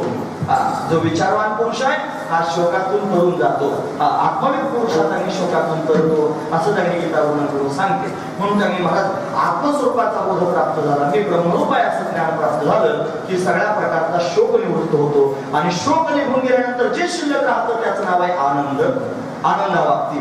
त्याचं नाव आहे सुख. म्हणजे त्याला सुखरूप असणारी अवस्था प्राप्त होते. म्हणजे जीव श्रीहरीला शोधण्याकरिता निघाला आणि प्रवास करत करत आणि श्रीहरीच्या मूळ स्वरूपापर्यंत गेला आणि त्याला कळालं की श्रीहरी हा सुख स्वरूप आहे आणि तो श्रीहरी त्यांनी सुख स्वरूप आहे आणि माझंही स्वरूप सुख स्वरूप आहे. तो आणि मी दोन नाही एकच आहे. तो जो श्रीहरी आहे तोच त्यांनी माझं खरं स्वरूप आहे. ज्ञानदेव म्हणे ज्योतीची निज ज्योती देहे उभे मूर्ती विटेवरी. महत्वाची गोष्ट आहे की नाही? म्हणून त्यांनी म्हणायचं मी आणि देव दोन नाही, मी तो वासुदेव तत्वता होईल विचारिता आहे ठाऊक सभागिया संता नाही तुझा आणि कमावता का. मीच वासुदेव स्वरूप आहे, मीच त्यांनी देव स्वरूप आहे, मीच सुख स्वरूप आहे हे ज्या दिवशी कळेल आणि त्या दिवशी खऱ्या अर्थाने तो व्यापक बोधावरती अशा पद्धतीने आरूढ होईल. आणि मग त्यांनी या व्यापक बोधावर आरूढ होऊन तर तो त्यांनी अशा पद्धतीने पुन्हा हरी यावर ही पार्था जो माझी वजनी असता तया ते मी माथा मुकुटकडे. मग आत्मस्वरूप जे आहे ते भोगण्याकरिता काय केलं पाहिजे? परत हरीचं नाम, हरीच्या नामानं स्वरूपापर्यंत जावं. मी सुखरूप आहे असं कळावं, तो श्रीहरी सुखरूप आहे असं कळावं, आपण दोघे एकच आहोत असं त्यांनी कळावं. आणि मग त्याच श्रीहरीचं आपल्या स्वतःच्या स्वरूपाचं सुख भोगण्याकरिता पुन्हा हरिहरी त्यांनी म्हणावं. असं त्यांनी जर तुम्ही म्हणू लागला तर खऱ्या अर्थानं समसुख प्राप्त झाल्या कारणानं तुम्हाला श्रीहरीच्या स्वरूपाची समाधी प्राप्त होईल. म्हणून त्यांनी ही अद्वैताची प्रक्रिया कर्म धर्म संयोगानं माझ्या वाट्याला हा अभंग महत्वाची गोष्ट आहे की ज्याच्यामध्ये अद्वैत प्रक्रिया वर्णन करून सांगितली. हे अद्वैताचं जे तत्वज्ञान हे सहजासहजी माणसाच्या पदरात पडत नाही, कारण ज्ञान हे बुद्धीला होत असताना पण सामान्य असणारी बुद्धी त्यांनी मला ज्ञानाला जाणू शकत नाही. ती कुशाग्र असते पाहिजे, ती दिव्य असणारी बुद्धी. बुद्धीचे प्रकार आहेत, कुशाग्र बुद्धी आहे, तैल बुद्धी आहे, फकीर बुद्धी आहे, असे गौरी बुद्धी आहे, शेनी बुद्धी आहे, ते बुद्धीचे प्रकार. म्हणून त्यांनी आपली कोणत्या प्रकारची बुद्धी आपण तपासून पाहिलं पाहिजे, महत्वाची गोष्ट आहे. म्हणजे त्याने कुशाग्र बुद्धी म्हणजे गवताची जी काडी असते ना, त्याचं जे टोक अतिशय सूक्ष्म आहे त्याला कुशाग्र. काही लोक अशी कुशाग्र बुद्धीचे असतात, काही तैल बुद्धीचे असतात. एक त्यांनी तेलाचा थेंब मोठ्या विहिरीमध्ये घेऊन टाकावा आणि त्या तेलाच्या थेंबाने त्यांनी मला संपूर्ण विहिरीवरती तरंग यावा, तसं थोडस एखाद्या माणसाला सांगावं त्याला जास्त कळावं, त्याची तैल बुद्धी असते. कर्पूर बुद्धी म्हणजे काय, कापडाची त्यांनी एवढी चांगल्या क्वालिटीचं कापड असतं आणि ती दिव्याच्या जवळ न्यावी. दिव्यात त्या कापडात एवढा अंतर असतं, अंतर असून सुद्धा तो कापूर त्या दिव्याला आपल्याकडे ओढून घेतो. तसं सांगणारा मनुष्य काय सांगतोय त्याचं बोलणं ऐकणाऱ्याला आधीच कळावं, याला कर्पूर बुद्धी म्हणायचं. कर्पूर बुद्धी. त्याच्या पुढे जाऊन अजून एक बुद्धी आहे, ती बुद्धी म्हणजे त्यांनी महाराज मिनी बुद्धी. मिनी म्हणजे काय, मेणवरती त्यांनी घ्यायची, एक दाबण घ्यायचा, त्याच्यात खून बाहेर काढायचा. मेणाच्या वरतीला छिद्र पडतं, ते तेवढंच राहतं. काही लोक असे असतात जेवढं सांगितलं तेवढंच कळतं, त्याच्यापेक्षा जास्त नाही, कमी नाही, ते छिद्रासारखेच असतात, तेवढंच त्यांना कळतं. त्याच्यापेक्षा अजून डाऊन लेवल एक बुद्धी आहे, तिचं नाव आहे खोटी बुद्धी. पोत्यातलं धान्य त्यांनी काढून देण्याकरिता ते त्याला जंब्या म्हणतात, त्याचा अजून एक नाव खोजीर आहे. ते त्यांनी मला तसं खोजीर त्याच्यात पोहायचं, बाहेर काढल्यानंतर धान्य काढून दाखवायचं. ते दाखवल्यानंतर पोत्याचं ते छिद्र पडलेलं पोत आपोआप मिटून जातं. काही अशा स्वभावाचे लोक असतात, कीर्तनात सांगितलं की कळतं आणि झटकून घरी निघाले की परत मिटून जातं. याला म्हणायचं खोजीर बुद्धी. त्याच्यापेक्षा अजून एक बुद्धी आहे, त्याचं नाव आहे गौरी बुद्धी. गौरी बुद्धी म्हणजे काय, गौरी अशी असते जी त्यांनी पेटली तर चांगलीच गोष्ट आहे, ती पूर्ण पेटून जाते. जर नाही पेटली तर दुखत काय. कायची बुद्धी आहे किती सांग, 2 तास कीर्तनात काय त्याला सगळे कीर्तन हरिपाठावर सांगितले तरी तो धुपतच राहतो. याचं नाव आहे गौरी बुद्धी. त्याला समजतच नाही काय, याचं नाव आहे गौरी बुद्धी. त्याच्यापेक्षा डाऊन लेवल एक बुद्धी आहे, तिचं नाव आहे शेनी बुद्धी. शेनी बुद्धी. एक त्यांनी शहरातली सुनबाई खेड्यात बांधायला गेले आणि स्वयंपाक करायचा होता. सासूबाईने त्यांनी सगळी तयारी करून दिली. आता सुनबाई घरात आल्यानंतर सासूला काही काम राहत नाही, मग ती चक्कर मारून येते. मग ती गेली चक्कर मारायला, सुनबाई सगळं काम करतात असं सगळ्या लोकांना अभिमानाने तिला सांगायचं असतं, असं तिच्याकडे काम आलं. आणि मग ती फिरायला गेल्यानंतर सुनबाईने स्वयंपाक भाजी अर्धी शिजून झाली, अर्धी तशीच राहिली, गोऱ्या संपून गेली. आता काय करायचं, तिने विचार केला आता याच्यात मी काय टाकू. इकडे पाहिलं असताना शेण पडलेलं तिला दिसलं. तिने विचार केला गोऱ्या तरी कशाच्या आहेत, शेणाच्याच आहेत की नाही. मग ते तरी शेण आहे, हे तरी शेणच आहे. मग काय शेण घालून आपण चूल पेटवत होतो ना, काय गेली भांडं घेऊन गेली, त्याचं शेण आणलं आणि पातेलं खाली उतरून ठेवलं, टाकलं शेण चुलीत. काय होणार आता, ती पेटलेली चूल विझून गेली. काही आठवडे असे लोक असतात की जे सांगणारे चाकर बंद करून टाकतात, म्हणजे शेणी बुद्धीचे लोक. मग कळायचं जर असेल तर तत्वज्ञान करण्याकरिता गरज आहे बुद्धीची. बुद्धी जर नसेल तर तत्वज्ञान कळत नाही. आणि एखाद्याला कळावं सुद्धा बुद्धीच्या बळावरती आणि पुण्य जर नसेल त्याला ते पटत नाही. गुरुजी वर्णन करून सांगायचे. गुरुजी म्हणजे वैकुंठवासी रंगनाथ महाराज परभणीकर, ज्यांचं नाव तुम्ही ऐकलं असेल, मोठी गोष्ट आहे. ते म्हणायचे बुद्धी नसेल तर ज्ञान कळत नाही, पुण्य नसेल तर कळा तरी पटत नाही. आणि अधिकार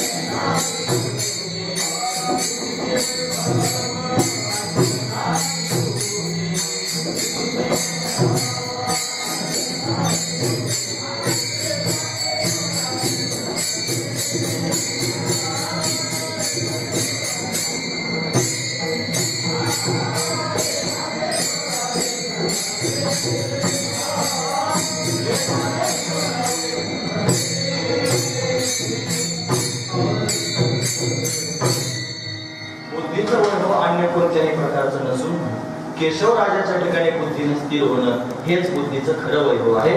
बुद्धीचे वैभव अन्य नाही तुझे एका केशव राजे सकल सिद्धी, म्हणजे परमात्मा स्वरूपाचं ज्ञान प्राप्त करून घेण्याकरिता असावे लागेल बुद्धी, ते त्यांनी पटण्याकरिता असावं लागेल पुण्य, आणि ते ज्ञान झेपण्याकरिता असावं लागेल अधिकार. अनाधिकाऱ्याला ज्ञान समजत नाही, तो त्यांनी अनाधिकारीच असतो, त्याला त्यातलं काय माहिती. जसं त्यांनी वकील असेल तर त्याला डॉक्टरचं ज्ञान नाही, तो अनाधिकारी त्याला जर सांगितलंय बघा आता तुम्ही पण शिकलेले आहात ना, आमचे डॉक्टर काही अजून आले नाहीत, तुम्ही इथं उपस्थित आहात, पेशंटला फार त्रास होतो वकील साहेब, तुम्ही असं करा, एवढं इंजेक्शन तुम्ही टोचा. आता तो वकील असला म्हणून काय झालं, त्याला इंजेक्शन द्यायचं ज्ञान आहे का बरं, तो त्याचा अधिकारी नाही. महत्वाची गोष्ट आहे. तात्पर्य असंच आहे, अधिकार झाल्याशिवाय ज्ञान कळत नसतं. म्हणून त्यांनी आपला अधिकार झाला की श्रीहरी कळतो, तो श्रीहरी त्यांनी गुरुरूपानं प्रगट होतो आणि प्रगट होऊन तत्व ज्ञान प्राप्त करून देतो आणि त्या तत्वज्ञानानं त्यांनी महाराज हरिरूप आपल्याला होता येतं. म्हणजे हरी हा सुखरूप आहे. योवै भूमा तत्सुखम नाल्पे सुखम असते, श्रुती वर्णन करून सांगते. भूमा म्हणजे ब्रह्म सुखरूप आहे आणि श्रीहरी हा ब्रह्मरूप आहे, तोच सुखरूप आहे आणि तो श्रीहरी माझं स्वरूप आहे. म्हणजे मी सुद्धा तत्सम सुखरूप आहे. म्हणजे मी सुखरूप आहे, म्हणजे स्वतः सुखरूप आहे असा बोध प्राप्त व्हावा, तो श्रीहरी सुखरूप आहे असा बोध प्राप्त व्हावा आणि सुखरूप होऊन त्यांनी सुखाचं चिंतन करावं. तेव्हा काय घडेल, त्याचं नाव आहे समाधी. म्हणून त्या श्रीहरीच्या स्वरूपाची समाधी जर प्राप्त करून घ्यायची असेल तर त्याच्यासारखं सुखरूप आधी व्हावं लागेल, समान सुख प्राप्त करून घ्यावं लागेल, तेव्हा समाधीपर्यंत जाता येईल श्रीहरीच्या. हा अद्वैत बोध प्राप्त झाल्याशिवाय त्यांनी सुखात प्रवेश करता येत नाही. आणि म्हणून मौलिक ज्ञानोबाराने हे प्रकर्षानं सांगावं असं वाटलं आणि अभंगाच्या पहिल्या चरणात ते वर्णन करून समाधी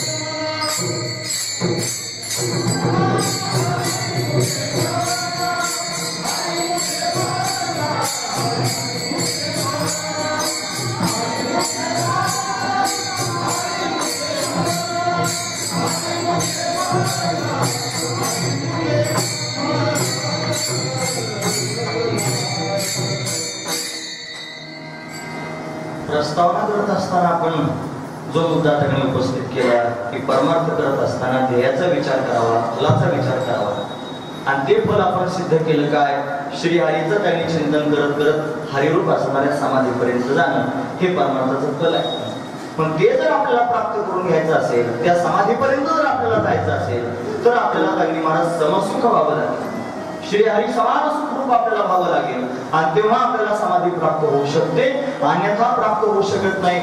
ज्याच्या ठिकाणी द्वैत बुद्धी आहे, तो हरी वेगळा आहे, देव वेगळा आणि मी वेगळा, अशी द्वैत बुद्धी ज्याच्या जवळ आहे त्याला समाधी लागू शकत नाही. जीवात आणि देवात भेद जो मानतो आहे आणि त्याला समाधी लागू शकत नाही. म्हणून समाधी जर लागली तर कशाने लागेल, अद्वैत भावनेत गेल्यानंच लागेल. म्हणून समाधी हरीची समसुखेवेन न साधेल जाण द्वैत बुद्धी, ज्याच्या ठिकाणी द्वैत बुद्धी आहे त्याला समाधी साध्य होणार नाही. जो त्यांनी अद्वैत भावनेनं हरीला जाऊन त्यांनी हरीचं भजन करतोय, शिव भूत्वा शिवम यजेत या भूमिकेत जाऊन भजन करतोय. एकदा काय झालं, तुम्ही ऐकतात ना सर्वजण? महत्वाचा मुद्दा सांगतोय. असं आहे आणि हे विचारलं पाहिजे, झोपलेलं लोक आहेत म्हणून ते तुम्हाला जागं केलं पाहिजे. हे बघा, प्रभू रामचंद्राने हनुमंतरायांना प्रश्न विचारला. हनुमंता, तू कोण आहेस? हनुमंतराय म्हणले, एवढे आपण कायम बरोबरच आहोत देवा, काय तुला आज पडलं मला पहा विचारायचं, तू कोण आहेस? आता तू कोण आहेस असं तू विचारतोय गोष्ट खरी आहे, पण तू कोणत्या दृष्टीने विचारतोस हे मला माहित नाही, पण तुझ्या प्रश्नाचं उत्तर मला द्यायचंय, मग मी वेगवेगळ्या दृष्टीने देतो. तुम्ही ऐकता महत्वाचा मुद्दा सांगतो, ऐका. 3 दृष्टी वापरल्या. ते म्हणजे तू जर देहदृष्टीने मला विचारत असेल तू कोण आहेस, तर मी तुझा दास आहे. देहदृष्ट्या तुला सोहम, मी तुझा दास आहे. तू जर जीवदृष्टीने पाहत असेल तर मी तुझा अंश आहे. ममय अंशो जीवलोके जीवभूत सनातना मनःष्टानि इंद्रियाने प्रकृतिस्थाने कर्षते. पण जीवदृष्टीने जर विचारत असेल तर मी तुझा अंश आहे. आणि आत्मदृष्टीने जर देवा तुम्हाला विचारत असेल तर तू आणि मी एकच आहे. देहदृष्ट्या तुझा सोहम, जीवदृष्ट्या तुदंशकः, आत्मदृष्ट्या त्वमेवाहम इति मे निश्चिता मती. माझी मती म्हणजे बुद्धी निश्चित रूपाने मी ठाम केलेली आहे. काय? देहदृष्टीने मी तुझा दास आहे, जीवदृष्टीने जर पाहिलं तर मी तुझा अंश आहे, आणि आत्मदृष्टीने जर पाहत असेल तर तू आणि मी एकच आहे. म्हणून त्यांनी मी आणि देव 2 नसून एकच आहे. हा अभेद ज्याच्या अंतःकरणात निर्माण झाला, हा भाव ज्याच्या पोटात निर्माण झाला, तो समाधीपर्यंत जाऊ शकतो. ज्याच्या पोटात द्वैत बुद्धी आहे तो त्यावेळी महाराज समाधीपर्यंत जाऊ शकत नाही. म्हणून समाधी हरीची समसुखेवीन न साधेल जाणं द्वैत बुद्धी. ज्याची द्वैत बुद्धी आहे तो समाधीपर्यंत जाऊ शकत नाही. ज्याची अभेद बुद्धी झालेली आहे, जो श्रीहरी समान सुखरूप झालेला आहे, आणि तो श्रीहरीच्या समान समाधीला त्याने जाऊ शकतो, समाधी स्वरूपापर्यंत जाऊ शकतो. हा सिद्धांत मौलिक ज्ञानोबरायांनी सहज शब्दात वर्णन करून सांगितलं. म्हणून त्या श्रीहरीचं आपण चिंतन करावं. कशानं? आपल्या बुद्धीनं. त्यांनी मला बुद्धी निश्चयात्मज्ञान ब्रह्मरूप व्हावे आपण म्हणून बुद्धीनं निश्चय करावा. ते आत्मा आहे त्याला जाणता यावं. नैनं छिंदन्ति शस्त्राणि नैनं दहति पावका न चैनं क्लेदयन्त्यापो न शोषयति मारुता. हे माझं स्वरूप आहे. न जायते म्रियते वा कदाचित् नायं भूत्वा भविता वा न भूयः अजो नित्य शाश्वतोऽयं पुराणो न हन्यते हन्यमाने शरीरे.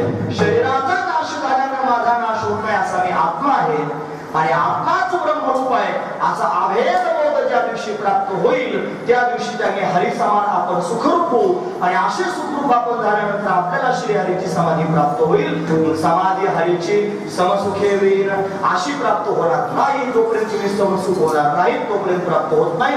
म्हणून न साधेला जाणं द्वैत बुद्धी. मग आपण काय करावं? आपल्या बुद्धीच्या ठिकाणी हा बोध धारण करावा.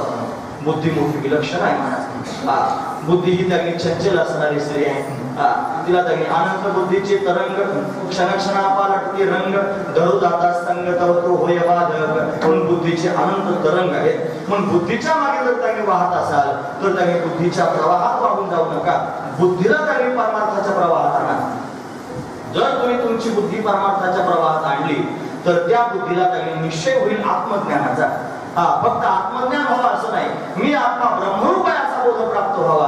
आणि त्या श्रीहरीच्या ठिकाणी बुद्धीनं स्थिर व्हावं. हेच बुद्धीचं खरं वैभव आहे, प्रमाण म्हणून झाले.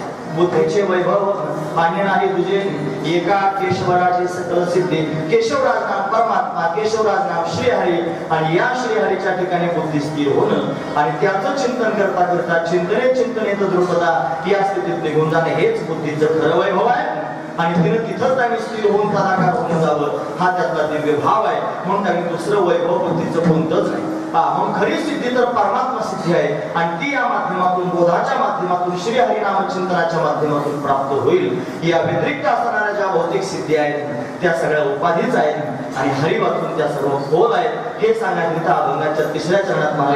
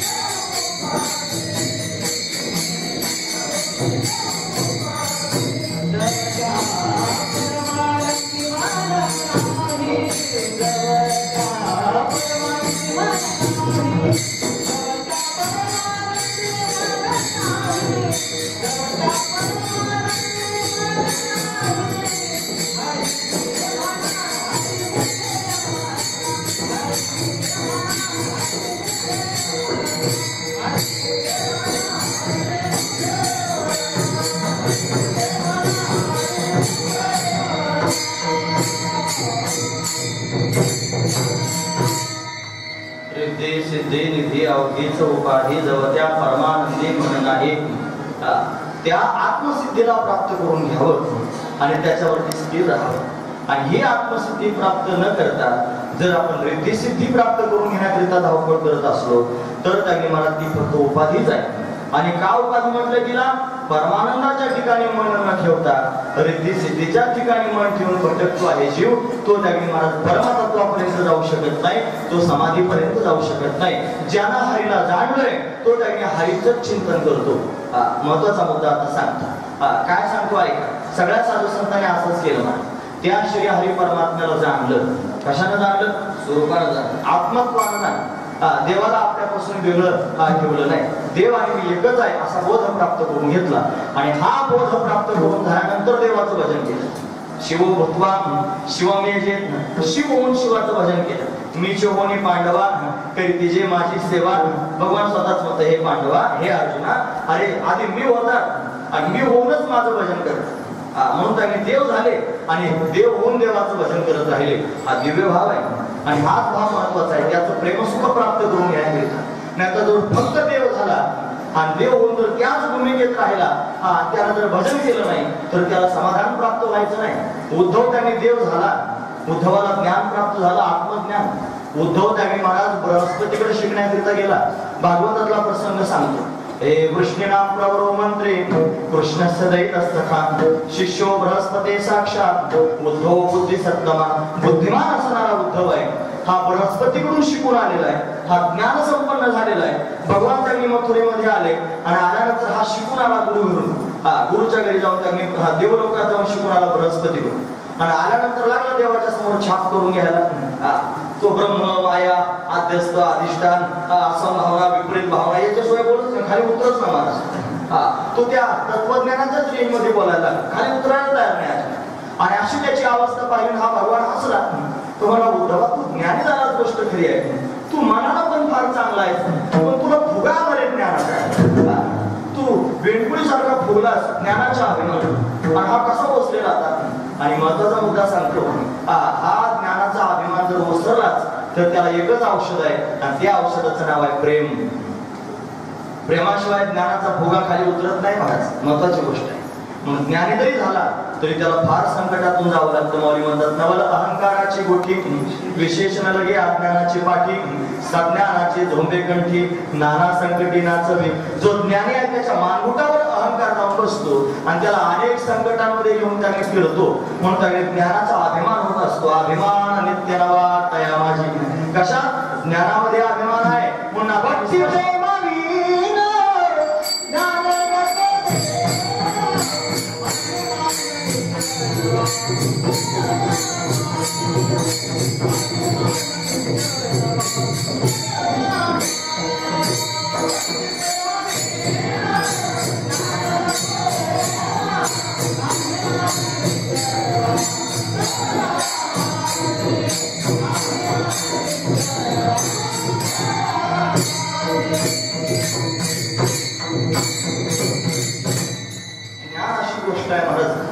झाली की अभिमान। फार चांगला मृदंग वाजवता येतो, मृदंग वाजवण्याचं काय झालं? ज्ञान। पण मला मृदंग वाजवता येतो याचा जरा अभिमान, असा जर अभिमान झाला तर तो मात्र घातक आहे। पण पुढे आहे महत्वाचा मुद्दा सांगतो, त्याला मृदंग वाजवता येतोय आणि मला वाजवता येतो हेही त्याला माहिती आहे, पण याचा जो झालेला अभिमान केव्हा जाईल? ज्या दिवशी हा मृदंग मी भगवंताकरता वाजवतोय भगवंताच्या प्रेमात, त्या दिवशी त्या वाजवण्याचा अभिमान शिल्लक राहणार। पण प्रेम जर भगवंताविषयी असलं की अभिमान शिल्लक राहणार नाही। मला बोलता येतं, लोकांच्या समोर मी बोलून 2 तास लोकांना बसून ठेवू शकतो, पण मला अभिमान जर त्यांनी माझा होत असेल तर हा अभिमान त्यांनी जाईल कशानं? लोकांना कीर्तन सांगण्यापेक्षा देवाला कीर्तन सांगितलं पाहिजे। तुम्ही ऐकता सर्वजण, महत्वाचा मुद्दा आहे। तुम्ही कीर्तन ऐकता तर तुमची रणजवणी करण्याकरिता जर मी सांगत असेल तर मी त्यांनी महामूर्ख आहे। पण माझा भगवान माझ्या समोर उभा आहे आणि मी त्याची सेवा म्हणून त्यांनी करतोय, तुझी सेवा तू करून घ्या असं म्हणून मी त्यांनी करतोय, तर त्याच्या प्रेमात मी त्यांनी अशा पद्धतीने गुंतलेलोय। बाकीचे या सगळ्या अहंकाराच्या भावना माझ्यापर्यंत येणारच नाही, त्याला एकच कारण म्हणजे फक्त प्रेम। फार सुंदर तुम्ही गात आहात, हे गाणं जर त्यांनी मला गाण्याचं ज्ञान आहे, मला त्यांनी गाण्यातले चढ उतार करतात, मला रागरागिण्या करतात असं जर तुम्हाला वाटू लागलं आणि याचा जर अभिमान झाला तर तो अभिमान कुठेतरी गळतीत नेऊन घाल। पण हे जर गाणं तुमचं भगवंताकरता असेल आणि भगवंताला प्रेमाने जर तुमच्या गाण्यातून तुम्ही आवडत असाल तर ते भजन होईल आणि त्याच्यामध्ये अभिमान शिल्लक राहणार नाही. पण प्रेम अतिशय महत्वाचं आहे. म्हणून हरीच्या नामचिंतनानं काय होईल तर अधिकार होऊन ज्ञान प्राप्त होईल आणि त्या ज्ञानाने त्यांनी पूर्णत्व प्राप्त होईल आणि पूर्णत्व प्राप्त झाल्यानंतर पुन्हा भगवंताचं भजन होईल. उद्धवाला ज्ञान प्राप्त झालं पण अभिमान झाला, मग घालवायचा कसा? म्हणून भगवंतानं काही महाराज पाठवला वृंदावनात आणि वृंदावनात गेल्यानंतर त्याने सगळ्यांना प्रसंग माहिती आहे, मला सगळा प्रसंग सांगायचा फक्त आठवण करून द्यायची महत्वाची गोष्ट आहे. त्या गोपिका भगवंताच्या चिंतनात विभोर झाल्या होत्या. उद्धवाला वाटलं सगळ्या आत्म्याने असतील, यांना काय करतो म्हणे खेडवळ असणारे हे लोक बावळट म्हणे हे सगळे गोपाळ आणि या गोपिका त्यांना काय ज्ञान आहे का? मी आलो म्हणे ज्ञान सांगण्याकरिता, पत्रच घेऊन आला होता ज्ञान सांगण्याकरिता. आणि मग त्यांनी महाराज त्यांच्या समोर गेला, यमुनेमध्ये स्नान केलं, पितांबर भगवंताचं धारण केला आणि गेल्यानंतर गोपिकांच्या समोर उभा राहिला. गोपिकांना क्षणभर वाटलं कन्हैया चालला, गोपिका विभोर झाल्या. पण मग नंतर कळालं की हा कन्हैया नसून कन्हैयाचा सेवक आहे, नव्हे त्याचा दूत आहे, हा दूत आहे. मग त्याला पाहून गोपिकांनी बोलण्यास सुरुवात केली. एक गीत गायलं महाराज गोपिकांनी. श्रीमद भागवतात 5 गीत आहेत, फार दशम स्कंदात फार गोड गीत आहेत. त्याच्यामध्ये एक गीत आहे, त्याचं नाव आहे भ्रमरी. 10 वाजून 5 मिनिटांनी गोपिका गीत गाऊ लागले. मधुपकित बंधो मास्पृशाग्रीं सपत्न्या कुचविलुलित माला कुंकुमश्मश्रुहिर्णं वहतु मधुपतिस्तन्मानिनी नाम प्रसादम. फार गोड असणारं गीत आहे. हे गीत गोपिकांनी गायलं. गीतामधला भाव सांगतो आहे, गोड आहे भाव असा आहे. गोपिका त्यांनी म्हणा त्या उद्धवाला घालून पाडून बोलत होत्या, त्याला म्हणत होत्या त्याला त्यांनी निमित्त केलं. एक भुंगा समोर गुणगुण गुणगुण करत होता, काळा रंगाचा भुंगा होता. तो एका फुलावर बसला आणि फुलावर बसून त्यांनी फुलातला मकरंद सेवन केला आणि पुन्हा दुसऱ्या फुलावर जाऊन बसला. त्या भुंग्याला निमित्त करून गोपिका बोलायला लागल्या, भुंग्या तू तुझ्या मालकासारखाच काळा आहेस आणि पुन्हा कपटी आहेस. मधुपकित बंधो मास्पृशाग्रीं सपत्न्या कुचविलुलित माला कुंकुमश्मश्रुभिर्णं. हे मधुप म्हणजे भुंग्या असं म्हणायला सुरुवात केली. काळा आहेस, तुझ्या मालकासारखाच आहेस. तो कन्हैया या वृंदावनात आला. आल्यानंतर त्यांना आम्हाला सगळ्या गोपिकांना वेळ लावलं. आमचं मन त्यांनी अशा पद्धतीने त्यांना आमच्याकडून हिरावून घेतलं आणि आम्हाला त्यांनी वेळ लावलं आणि आता मथुरेत गेला. मथुरेत जाऊन तिथे लोकांबरोबर दिव्य क्रीडा करतोय आणि या वृंदावनातल्या सगळ्या लोकांना विसरून गेला. तू भुंग्या जसा त्यांनी एका फुलावर मकरंद सेवन करून झाल्यानंतर दुसऱ्या फुलावर जाऊन बसतो आणि मागच्या फुलाचा विचारच करत नाही, तसाच तो सुद्धा कपटी आहे. कोण? कन्हैया सुद्धा. बरोबर असं बोलायला सुरुवात केली आणि मग पुढचे मुद्दे सांगायला सुरुवात केली. काय चूक होती त्या बळीची यानं त्यांनी महाराज त्या बळीला पातळात नेऊन घातलं. उद्धवाला त्यांनी कळालं, अरे बळीला पातळात घालणार तर वामन आहे. वामनानं बळीला पातळात घातलं आणि या गोपिकांना माहिती आहे की हा कृष्णच वामन झाला होता. म्हणजे यांना ज्ञान आहे. मी यांना आज्ञेने समजत होतो, बावळात समजत होतो. यांना माहिती आहे की हाच वामन झाला होता. काय चूक होती त्या शूर्पणखीची? यानं तिचं नाक आणि कान कापलं. याला हे माहिती हा राम झाला होता. काय चूक आहे म्हणजे त्या वालीची? यानं त्याला लपून बाण मारला.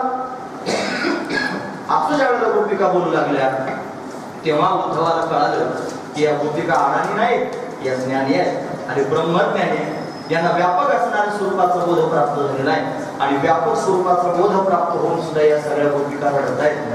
का रडतात याचं कारण उद्धवाला विचारायचं आणि ते कारण असं आहे की त्या गोपिकांना भगवंताच्या सर्वात्मक भावाचं त्यांनी ज्ञान प्राप्त झालेलं आहे. अभेद स्थितीत गेलेले आणि अभेद स्थितीत जाऊन या गोपिकांनी पुन्हा भेद शिल्लक ठेवलेला आहे. कशाकरिता? अरे समसुख होऊन त्यांनी समाधी प्राप्त करण्याकरिता. समाधी हरीची समसुखी हे सांगायचे मला महत्वाचा मुद्दा सांगतो. समाधी स्थितीत जर जायचं असेल तर हरिरूप झाल्या गोपिका, हरिरूप झाले, जाणणे हरपले, नेणं ते गेले हरीचे. हे दुसऱ्यांदा हे प्रमाण हरिरूप झाल्या ऐशा गोपिका त्या कामातूर नारी चित्त विवळते देखावया हरी. गोपिका कामातूर झाल्या, अंतकरणामध्ये काम आहे हरी स्वरूपाला त्यांनी महाराज अशा पद्धतीने पाहण्याचा आणि अशा कामात होऊन भगवंताच्या दिशेने गेल्या. खरं तर त्यांनी महाराज कामना वासना वाईट शब्द आहेत, गुंतवणारे शब्द आहेत, पण तरी सुद्धा प्रशंसा केली गोपिकांची साधू संतांनी. ते म्हणतात धन्य हरिरंगी गुंतल्या वासना उदास त्या सुना गवळ्यांच्या. गवळ्यांच्या सुना ज्या गवळणी आहेत त्या उदास झाल्या आणि त्यांच्या वासना हरीच्या रंगात रंगून गेल्या म्हणून त्या धन्यतेला प्राप्त झाल्या. म्हणजे या सगळ्या गोपिकांनी ब्रह्मज्ञान प्राप्त करून घेतलं. लोका गोकुळेच्या झाले ब्रह्मज्ञान, गेल्या वाचून जपतप केल्या वाचून त्यांना ब्रह्मज्ञान प्राप्त झालं आणि ब्रह्मज्ञान प्राप्त होऊन त्यांनी महाराज पुन्हा भगवंताचं चिंतन करू लागल्या. बुद्धवाच्या समोरच गोपिकांनी भगवंताला हाका मारायला सुरुवात केली.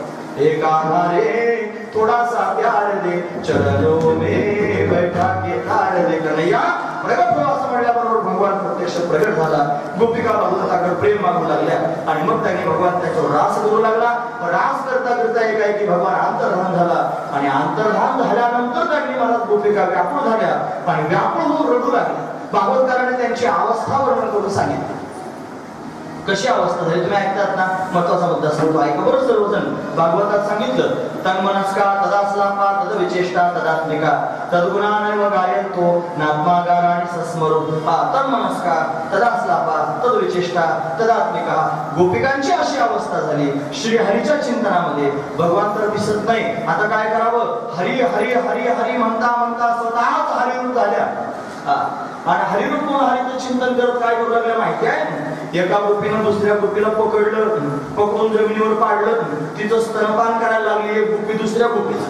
ते म्हणली तू पुतळा आहेस, मी कृष्ण आहे, तुला मारूनच टाकतो. आता गोपीच म्हणायला लागली, कोण आहे, गोपी आहे. आणि काय म्हणते आहे, मी कृष्ण आहे. कशामुळे म्हणते आहे, अरे हरीचं चिंतन करता करता चिंतने चिंतने तद्रूपता अशी अवस्था निर्माण झाली.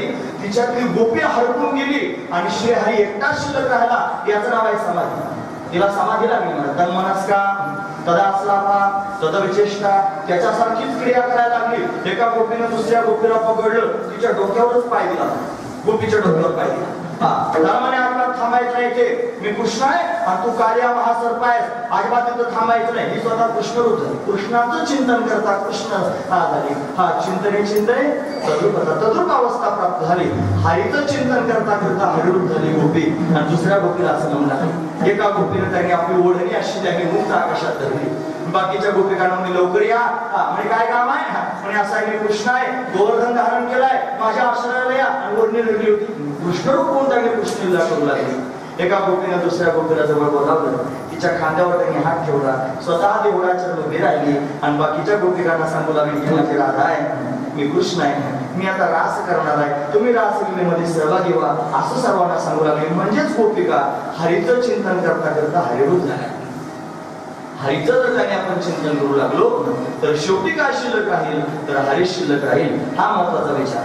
पण गोपिकांना ही दिव्य असणारी अवस्था प्राप्त झाली. मग ज्यांना ही दिव्य अवस्था प्राप्त झाली, ज्यांना श्रीहरी परमात्मा प्रत्यक्ष प्राप्त झाला, त्यांना बाकीच्या त्यांनी भौतिक विश्वातल्या गोष्टींविषयी प्रेम शिल्लक राहील का, अजिबात राहणार नाही. पुनरुद्धी सिद्धी निधी अवघेच उपाधी जबत्या परमानंदी म्हणून आहे. हे कोणाच्या भूमिकेत जाऊन म्हणायचं, हे त्या गोपिकांच्या भूमिकेत जाऊन म्हणायचं की ज्यांना परमात्म्यातून दुसरं काही शिल्लक राहिलेलं नाही. पण अशा भूमिकेत त्यांनी आपण निघून जावं, हरीचं चिंतन त्यांनी करावं. ब्रह्मज्ञान प्राप्त झाल्यानंतर त्यांनी महाराज भेद शिल्लक ठेवला. अभेद गुणे भेद राखीला अंगी वाढावया जगी प्रेमसुख वाटण्याकरिता अभेद स्थितीत जाऊन भेद शिल्लक ठेवला.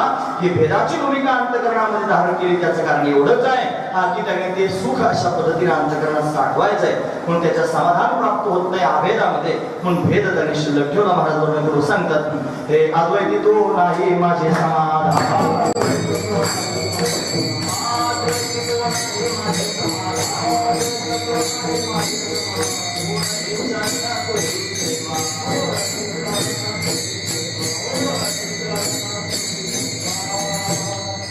अद्वैती तो नाही माझे समाधान. देवा, अरे ते अद्वैत तत्वात मला समाधान प्राप्त होत नाही, मग तुझ्या चरणांची सेवा करण्यात मला समाधान वाटतं. म्हणून नको ब्रह्मज्ञान आत्मस्थिती भाव, मी भक्त तू देव ऐसे करी, मी भक्त असावं आणि तू माझा देव असावास, या भूमिकेत मला त्यांनी घेऊन जा, असं त्यांनी बऱ्याच वेळेला म्हटलं जातं. म्हणून त्यांनी जाणून नेनते करी माझे मन तुझी प्रेम खुन देऊन या.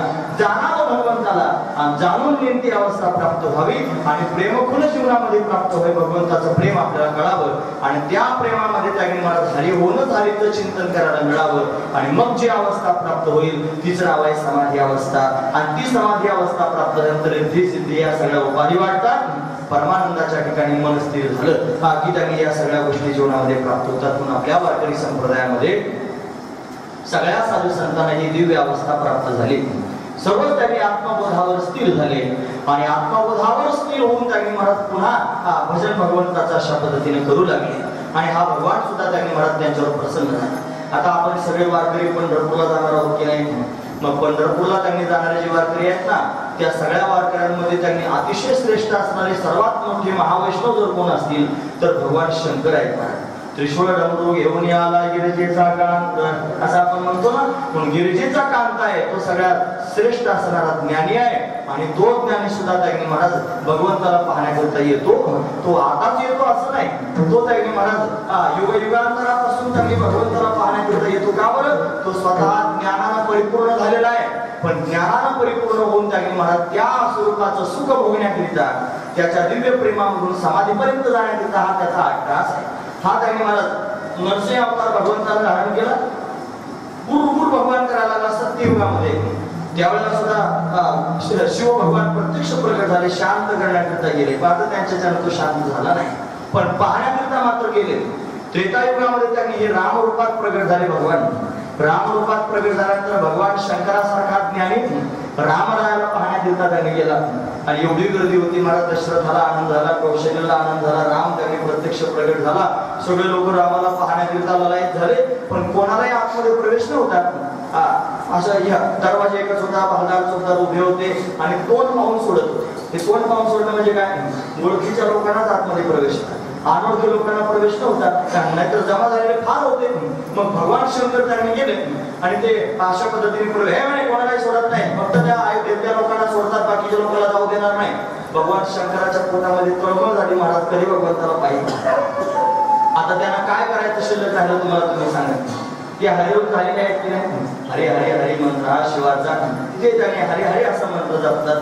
ते मंत्र जपाने हरिरूप झालेले आहेत. एवढं त्यांचं त्यांनी वैभव आहे. आणि तरी पण त्यांनी महाराज ललायत झाले आहेत. भगवंताला पाहण्याकरिता अट्टहास आहे आणि अट्टहासानं जाण्याचा प्रयत्न जाऊ दे ना कोणी. भगवान शंकरानं शेवटी ब्राह्मणाचं रूप धारण केलं, बरं ज्योतिषाचं रूप धारण केलं, ज्योतिषी. आणि तेवढ्या गर्दीत आतमध्ये बसायला लागले. आणि त्या लोकांना त्यांनी सांगितलं, बघा मी जरी तुमच्या गावातला नसलो तरी मला कळालं दशरथाला मुलगा झाला आणि मी त्याचं भविष्य सांगण्याकरिता जन्मपत्रिका पाहण्याकरिता आलं. हो मला जाऊ दे आतमध्ये. हो म्हणे तू ज्योतिष आहेस ना? हो म्हणे मग जा. मग ज्योतिषाला सोडायला लागले, पण एकटे गेले होते भगवान शंकर. काक वसुंडीचे नावाचे ऋषी आहेत, जे कावळ्याच्या रूपात राहत होते, तपस्वी आहेत, त्यांनाही बरोबर नेलं होतं. आता ते आले, पण त्यांना सोडायला कोणी तयार नाही. हे काय म्हणे माहिती आहे? मी ज्योतिष आहे, गोष्ट खरी आहे, पण अनपढ आहे, मला लिहिता वाचता येत नाही. आता मला लिहिताच येत नाही. ज्योतिष सांगितल्यानंतर मला काही लिहून द्यावं लागेल की नाही त्याची जन्मपत्रिका, मला लिहिता नाही. हा रायटर आहे म्हणे माझा, याला त्यांनी पाठवता का बरोबर? हो म्हणे ठीक आहे पाठवा म्हणे त्या. मग भगवान शंकरही घुसले ब्राह्मणाच्या रूपात आणि काक वसुंडी ऋषी नाही आतमध्ये नेलं. आतमध्ये मी ज्योतिष आहे, ज्योतिष सांगण्याकरिता आलो. का सांगतोय कशाकरिता कळतंय ना तुम्हाला?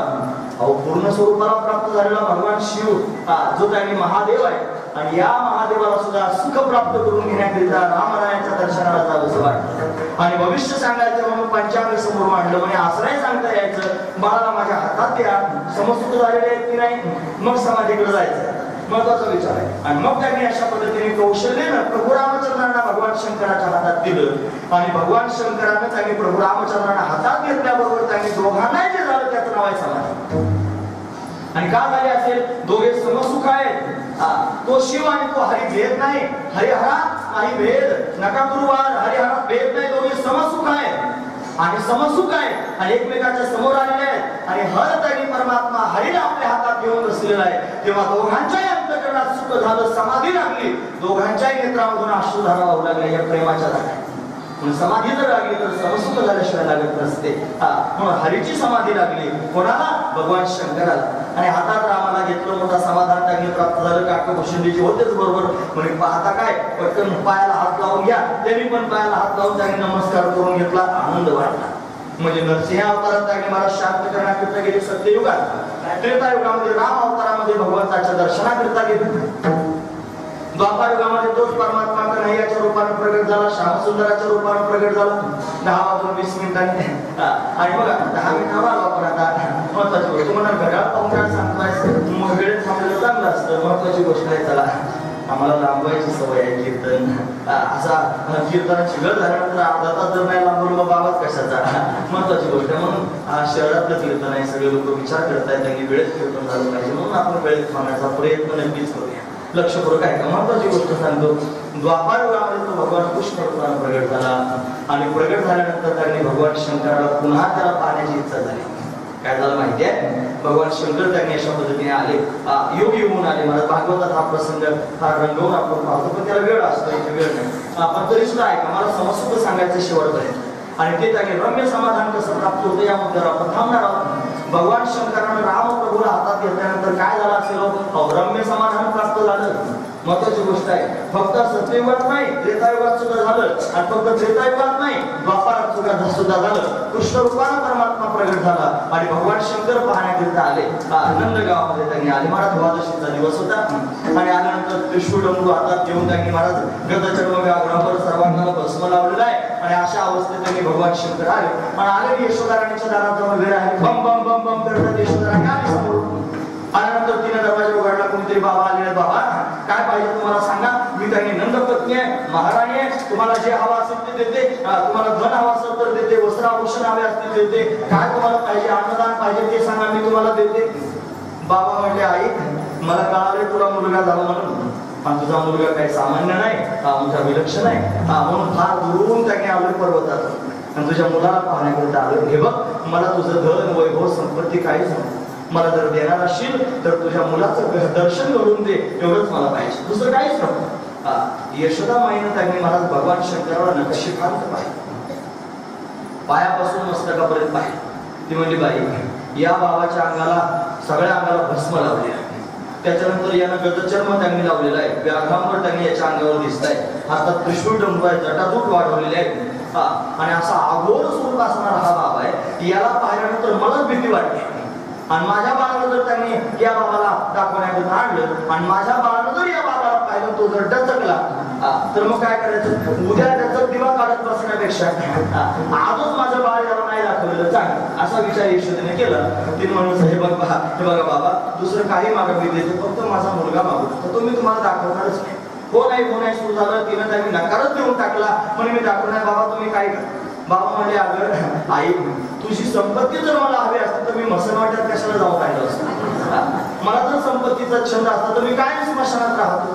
कुबेरासारखे माझे मित्र आहेत. भगवान शंकर त्यांनी कैलास पर्वतावर राहतात आणि कैलास पर्वताच्या पायथ्याला अलकापुरी नावाची नगरी आहे, ती कुबेराची नगरी आहे. आणि कुबेर हा भगवान शंकराचा सेवक आहे, जो राजा आहे महाराज धनाचा.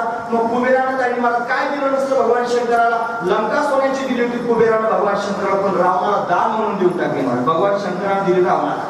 महत्वाची गोष्ट आहे, एवढा श्रीमंत असणारा भगवान शंकर मसनवाट्यात राहतो. का राहतो त्याचं कारण एवढंच आहे, मला या जगतातलं वैभव नको, रिद्धी सिद्धी निधी आवडीच उपाधी, या सगळ्या उपाधी आहेत, मला ते नको. परमानंदाच्या ठिकाणी मन लागलंय म्हणून या सगळ्या नको वाटतात. मला तुझा मुलगा पाहिजे, कारण मला कळलंय देवकी परमानंदम, तो त्यांनी देवकीच्या घरी प्रगट झालेला परमानंद तुझ्या अंगणात रांगतो आहे आणि त्याला पाहण्याकरिता मी आलेलो आहे, मला तो दाखव. तिनं नकार देऊन टाकला. यशोदेने दरवाजा बंद केला. दरवाजा बंद केल्याबरोबर भगवान शंकर त्यांनी रागावले. ते मला काय समजते स्वतः, तू देवाची आई झाली म्हणून फार शहाणपणा करतेस होय, आपण पण काय कमी नाही म्हणे, हा योगी आहे. बम बम बम करत त्यांनी इथंच बसेल म्हणे, तिच्या दाराचं स्थान मांडलं, तिथं त्रिशूळ राहतो आणि बसून येतं महाराज भगवान शंकर. आणि बसून त्यांनी महाराज भगवंताला आळवायला सुरुवात केली. देवा तुझ्या दर्शनाकरिता आलोय, फार दुरून आलो, प्रवास करत आलो. बघ ना, भगवान शंकराचं स्वरूप त्यांनी सर्वांना माहिती आहे की नाही. त्यांच्या मस्तकावर गंगा आहे, गंगा हे पावित्र्याचं लक्षण आहे. त्यांनी जटा धारण केले, हे वैराग्याचं लक्षण आहे. त्यांनी कपाळाला चंदन लावलं, हे शीतलतेचं लक्षण आहे. त्यांना तिसरा डोळा आहे म्हणजे ते ज्ञान स्वरूप आहे.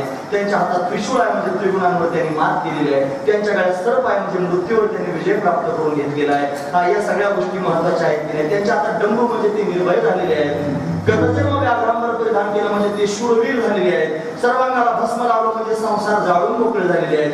अशी त्यांची अवस्था आहे. संसार जाळून भगवंताच्या भेटीकरिता आलेले आहेत. तर यशोदेच्या दारात म्हणजे यशोदाला भक्तीच्या दारात उभे राहिले.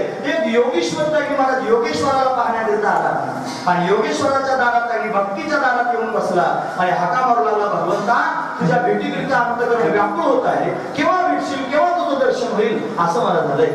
त्याला भेटण्याकरिता व्याकुळ होऊन भगवान शंकर हाका मारतायत. हे प्रभु आप मिलो, प्रभु आप मिलो, प्रभु आप मिलो, प्रभु आप मिलो, प्रभु आप मिलो, प्रभु आप मिलो, प्रभु आप मिलो, प्रभु आप मिलो. हे भगवंता तुझ्या दर्शनाकडे आलो, तुझं दर्शन कसं होईल, कब होगा कान्हा दर्शन तेरा, अशी अवस्था निर्माण झाली. भगवान शंकर रडू लागले. महाराज अहो जो स्वतः सुखरूप आहे, शंकर शब्दाचा अर्थ काय होतो माहितीये? शम शब्दाचा अर्थ होतो सुख, आणि कर म्हणजे करून देणारा. जो दुसऱ्याला सुख करून देणारा आहे तो रडतोय.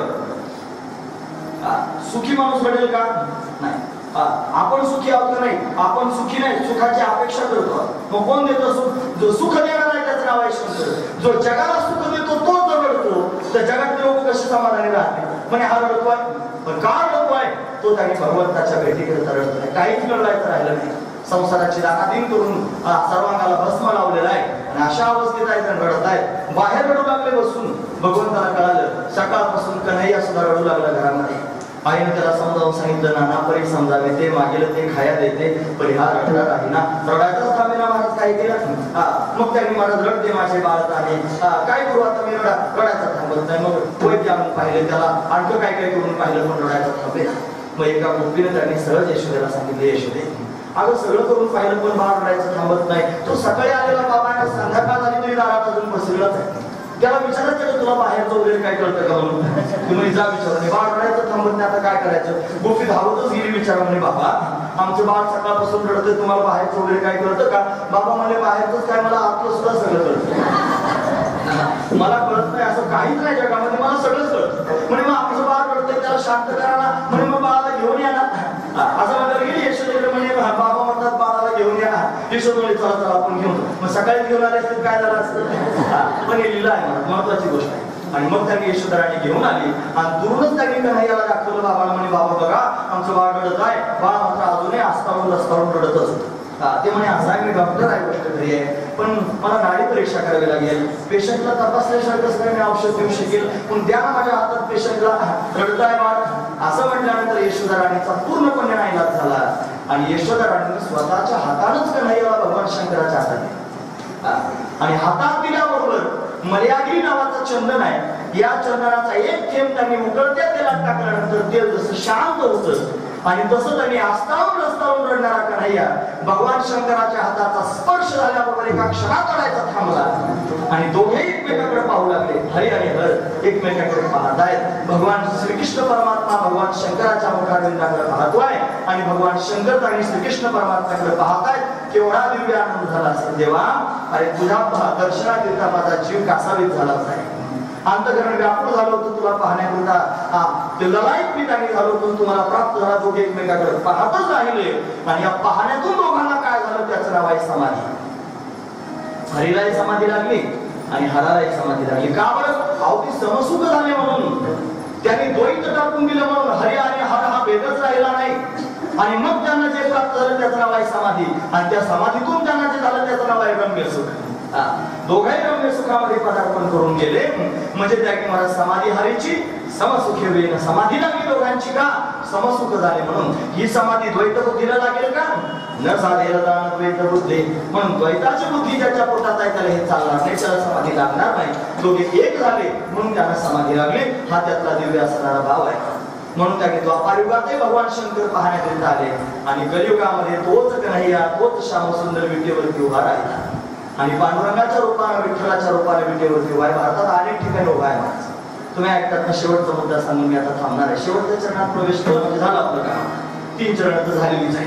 महत्वाचा मुद्दा आहे. आपल्या भारतामध्ये त्यांनी महाराज भगवंताची अनेक स्थान आहेत. 8 पीठ आहेत, 8 पीठ आहेत भगवान विष्णूची. आणि 8 पीठांमध्ये त्यांनी महाराज सगळ्यात श्रेष्ठ महापीठ जर कोणतं असेल तर ते पंढरपूर आहे. म्हणून त्याला भगवान शंकराचार्यांनी महायोग पीठ असं म्हटलं. महायोग पीठे तटे भीमरंगा वरम पुंडरीकाय दातमुनिचय समागत्य तिष्ठन्तमानन्दकन्दं परब्रह्मलिंगं भजे पांडुरंगं. त्याला पांडुरंग असं नाव त्यांनी दिलं. हा त्यांनी हिमालयामध्ये उभा आहे, त्याचं नाव आहे बद्रीनाथ. बद्रीनाथाच्या रूपाने तिथे उभा आहे. हा राजस्थानमध्ये उभा आहे, त्याचं नाव आहे श्रीनाथ. हा वृंदावनात उभा आहे, त्याचं नाव आहे भाग्यविहारी कृष्णनाथ. हा त्यांनी महाराज द्वारकेत उभा आहे, त्याचं नाव आहे द्वारकाधीश. हा जगन्नाथपुरीत आहे, त्याचं नाव आहे जगन्नाथ. हा त्यांनी दक्षिण प्रांतात आहे, त्याचं नाव आहे बालाजी. आणि हा भारताच्या मध्यस्थानावर उभा आहे, त्याचं नाव आहे विठोबा. महाराष्ट्रात त्यांनी सोलापूर जिल्ह्यामध्ये त्यांनी अशा पंढरपूर तालुक्यामध्ये, आणि पंढरपुरात उभा आहे जंगू या कृपा माझी पंढरपूर गाव. असा त्यांनी या पंढरपुरामध्ये उभा आहे, जो कमळे राहत देऊन त्यांनी अशा पद्धतीने उभा आहे. त्याला पाहायला गेलं पाहिजे. म्हणून त्याला पाहण्याकरिता करण्याकरिता अशा पद्धतीने त्यांनी महाराज भगवान शंकर स्वतः त्रिशूळ डमरू घेऊन यायला गिरजेचा कांत, जिथून आपण बाजूला गेलो ना, म्हणून त्यांनी महाराज भगवान शंकरासारखे पाहण्याकरिता आले, शुकाचार्यांसारखे आले, सनकादिक संतांसारखे आले. मी तुम्हाला खालची कोणाचीच नावं सांगत नाही. मी तुम्हाला नाव सांगितलं शंकराचं, मी तुम्हाला नाव सांगितलं सनकादिकांचं, तुम्हाला नाव सांगितलं शुकाचार्याचं. हे समसुख झालेले नाहीत का? हरिरूप झाले नाहीत का? हरीशी जाणवणे हरीची झाले. शुक याज्ञेवर कपिल मुनी आणि हरीशी जाणवणे हरीच झाले. दत्तात्रय भगवान आले, कपिल भगवान आले, हे सगळेचे सगळे शुकाचार्य सनकादिक संत सर्वजण आले. हे हरिरूप झालेले आहेत आणि हरिरूप होऊन त्यांनी महाराज हरीचं चिंतन करण्याकरिता आलेले आहेत. समसुख प्राप्त झालेले का आले? समाधी प्राप्त करून घेण्याकरिता आले. म्हणून एवढे वारी करत जातात. आपण गेलो पाहिजे की नाही? आपणही गेलं पाहिजे. वारी आली ना पंढरीच्या. म्हणून त्यांनी आज वट सावित्री पौर्णिमा म्हणून घडून आम्ही त्यांनी काय अभंग होता, पतिव्रते जैसा भरतार प्रमाण नामा नारायण जायचं तरी आम्हाला वाटलं आता अभंग घ्यायचा आहे. पण गुरुजी म्हणजे गेले मग अशी गुरुजी त्यांनी सांगितलं हरिपाठ चालू आहे, त्याच्यात हा अभंग आहे. म्हणजे आता आपलं सावित्रीचं आख्यान बंदच करून टाका. आता ते सर्वांना माहिती आहे, असं काही धरून आपण पुढे जाऊया असं त्यांनी मला घडलं. म्हणून त्यांनी महाराज असा अभंग घ्यायचा होता. पण नियम असा आहे, वारी जर जवळ आलेली असेल आणि त्यांनी महाराज आपल्याला काही बोलायची संधी प्राप्त झाली असेल तर वारीविषयी बोलत जा. नाही काय तर त्यांनी महाराज अशा पद्धतीने हे सगळे लोक आले आणि एकविध भावनेने आले. महाराज भगवंताशी एकरूप होऊन अशा पद्धतीने आले की एकरूपता म्हणजे समसुख होणं. कसे एकरूप झाले? जसं पतिव्रतेला व्रताप्रमाण आहे, त्याच्या वाचून तिच्या चिंताचा दुसरा विषय नाही, तसं या सगळ्या भक्तांना त्यांनी महाराज भगवान प्रमाण आहे, त्याच्या वाचून चिंताला दुसरा विषय तो त्यांचा झाला नारायण नावडे जनधन माता पिता अशी त्यांची अवस्था आहे. आणि ते भगवंताच्या समोर अशा पद्धतीने गेलेले आहेत आणि तिथे जाऊन त्यांनी महाराज भगवंताचं सुख प्राप्त करून घेण्याकरिता आले समसुख होऊन. आणि त्याच्याकडे पाहून भगवान शंकर, सनकादिक संत, शुकाचार्य, व्यासदेवजी महाराज, आद्य जगद्गुरु श्रीमद शंकराचार्य या सगळ्या लोकांना त्यांनी महाराज भगवंताचं दर्शन झालं. आणि त्या दर्शनानं जर काय प्राप्त झालं असेल तर त्या सर्वांना याच्या दर्शनानं समाधी प्राप्त झाली आणि रम्य समाधानामध्ये ते अशा पद्धतीने निघून गेले. ते रम्य समाधान सर्वांनाच प्राप्त होऊ शकतं. पण मी फक्त तुमच्या समोर सांगतोय असं नाही, माझ्या जीवनामध्ये ते रम्य समाधान प्राप्त झालेलं आहे हे माऊली ज्ञानोबांना जगाच्या समोर सांगायचंय. पण अभंगाच्या शेवटच्या चरणामध्ये माऊली स्वानुभव अशा पद्धतीने प्रगट करून सांगतात.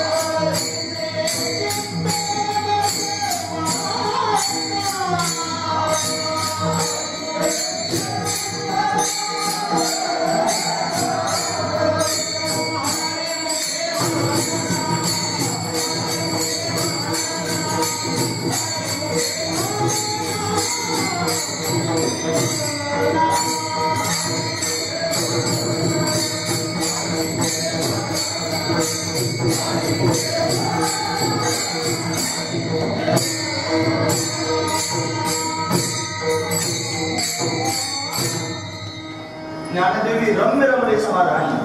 आणि म्हणून हरीचे चिंतन सर्व काळ या श्री हरीच्या चिंतनानं त्याचा ध्यास लागल्या कारणानं हरिरूप अवस्था प्राप्त झाली.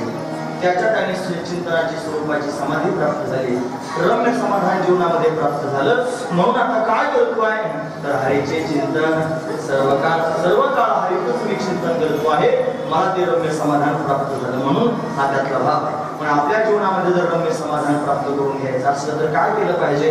आपण सुद्धा हरिहरी म्हटलं पाहिजे. हे हरिहरी म्हटल्यानं पुण्य प्राप्त होईल. आपण ज्ञानाच्या अधिकारी होऊ, भगवंताला कळेल, तो ज्ञान देण्याकरिता गुरुरूपाने प्रगट होईल. त्याच्या ज्ञानाला आपण करतार करू आणि मग पुन्हा तेच त्यांनी सुख भोगण्याकरिता आपण सुखरूप होऊन सुखामध्ये त्यांनी प्रवेश करू आणि मग आपल्याला समाधीपर्यंत जाता येईल. म्हणून हरिहरी म्हणून पुण्यार्जन केलं पाहिजे, मग पुढच्या प्रवासाला लागलं पाहिजे. म्हणून त्याने आपण काय करावं हे जर करून घ्यायचं असेल तर महाराज ध्रुपदामध्ये वर्णन करून सांगतात. हे हरिमुखे म्हणा, हरिमुखे म्हणा,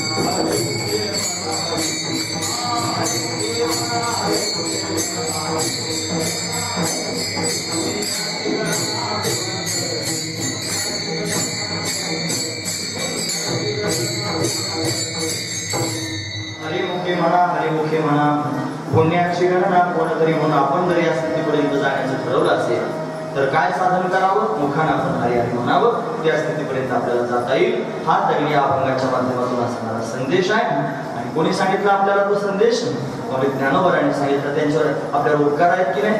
काय केलं पाहिजे उपकारातून उतराय होण्याकरिता? काहीच देता येत नाही, म्हणून त्यांचं नामचिंतन केलं पाहिजे. कसं? हे ज्ञानेश्वर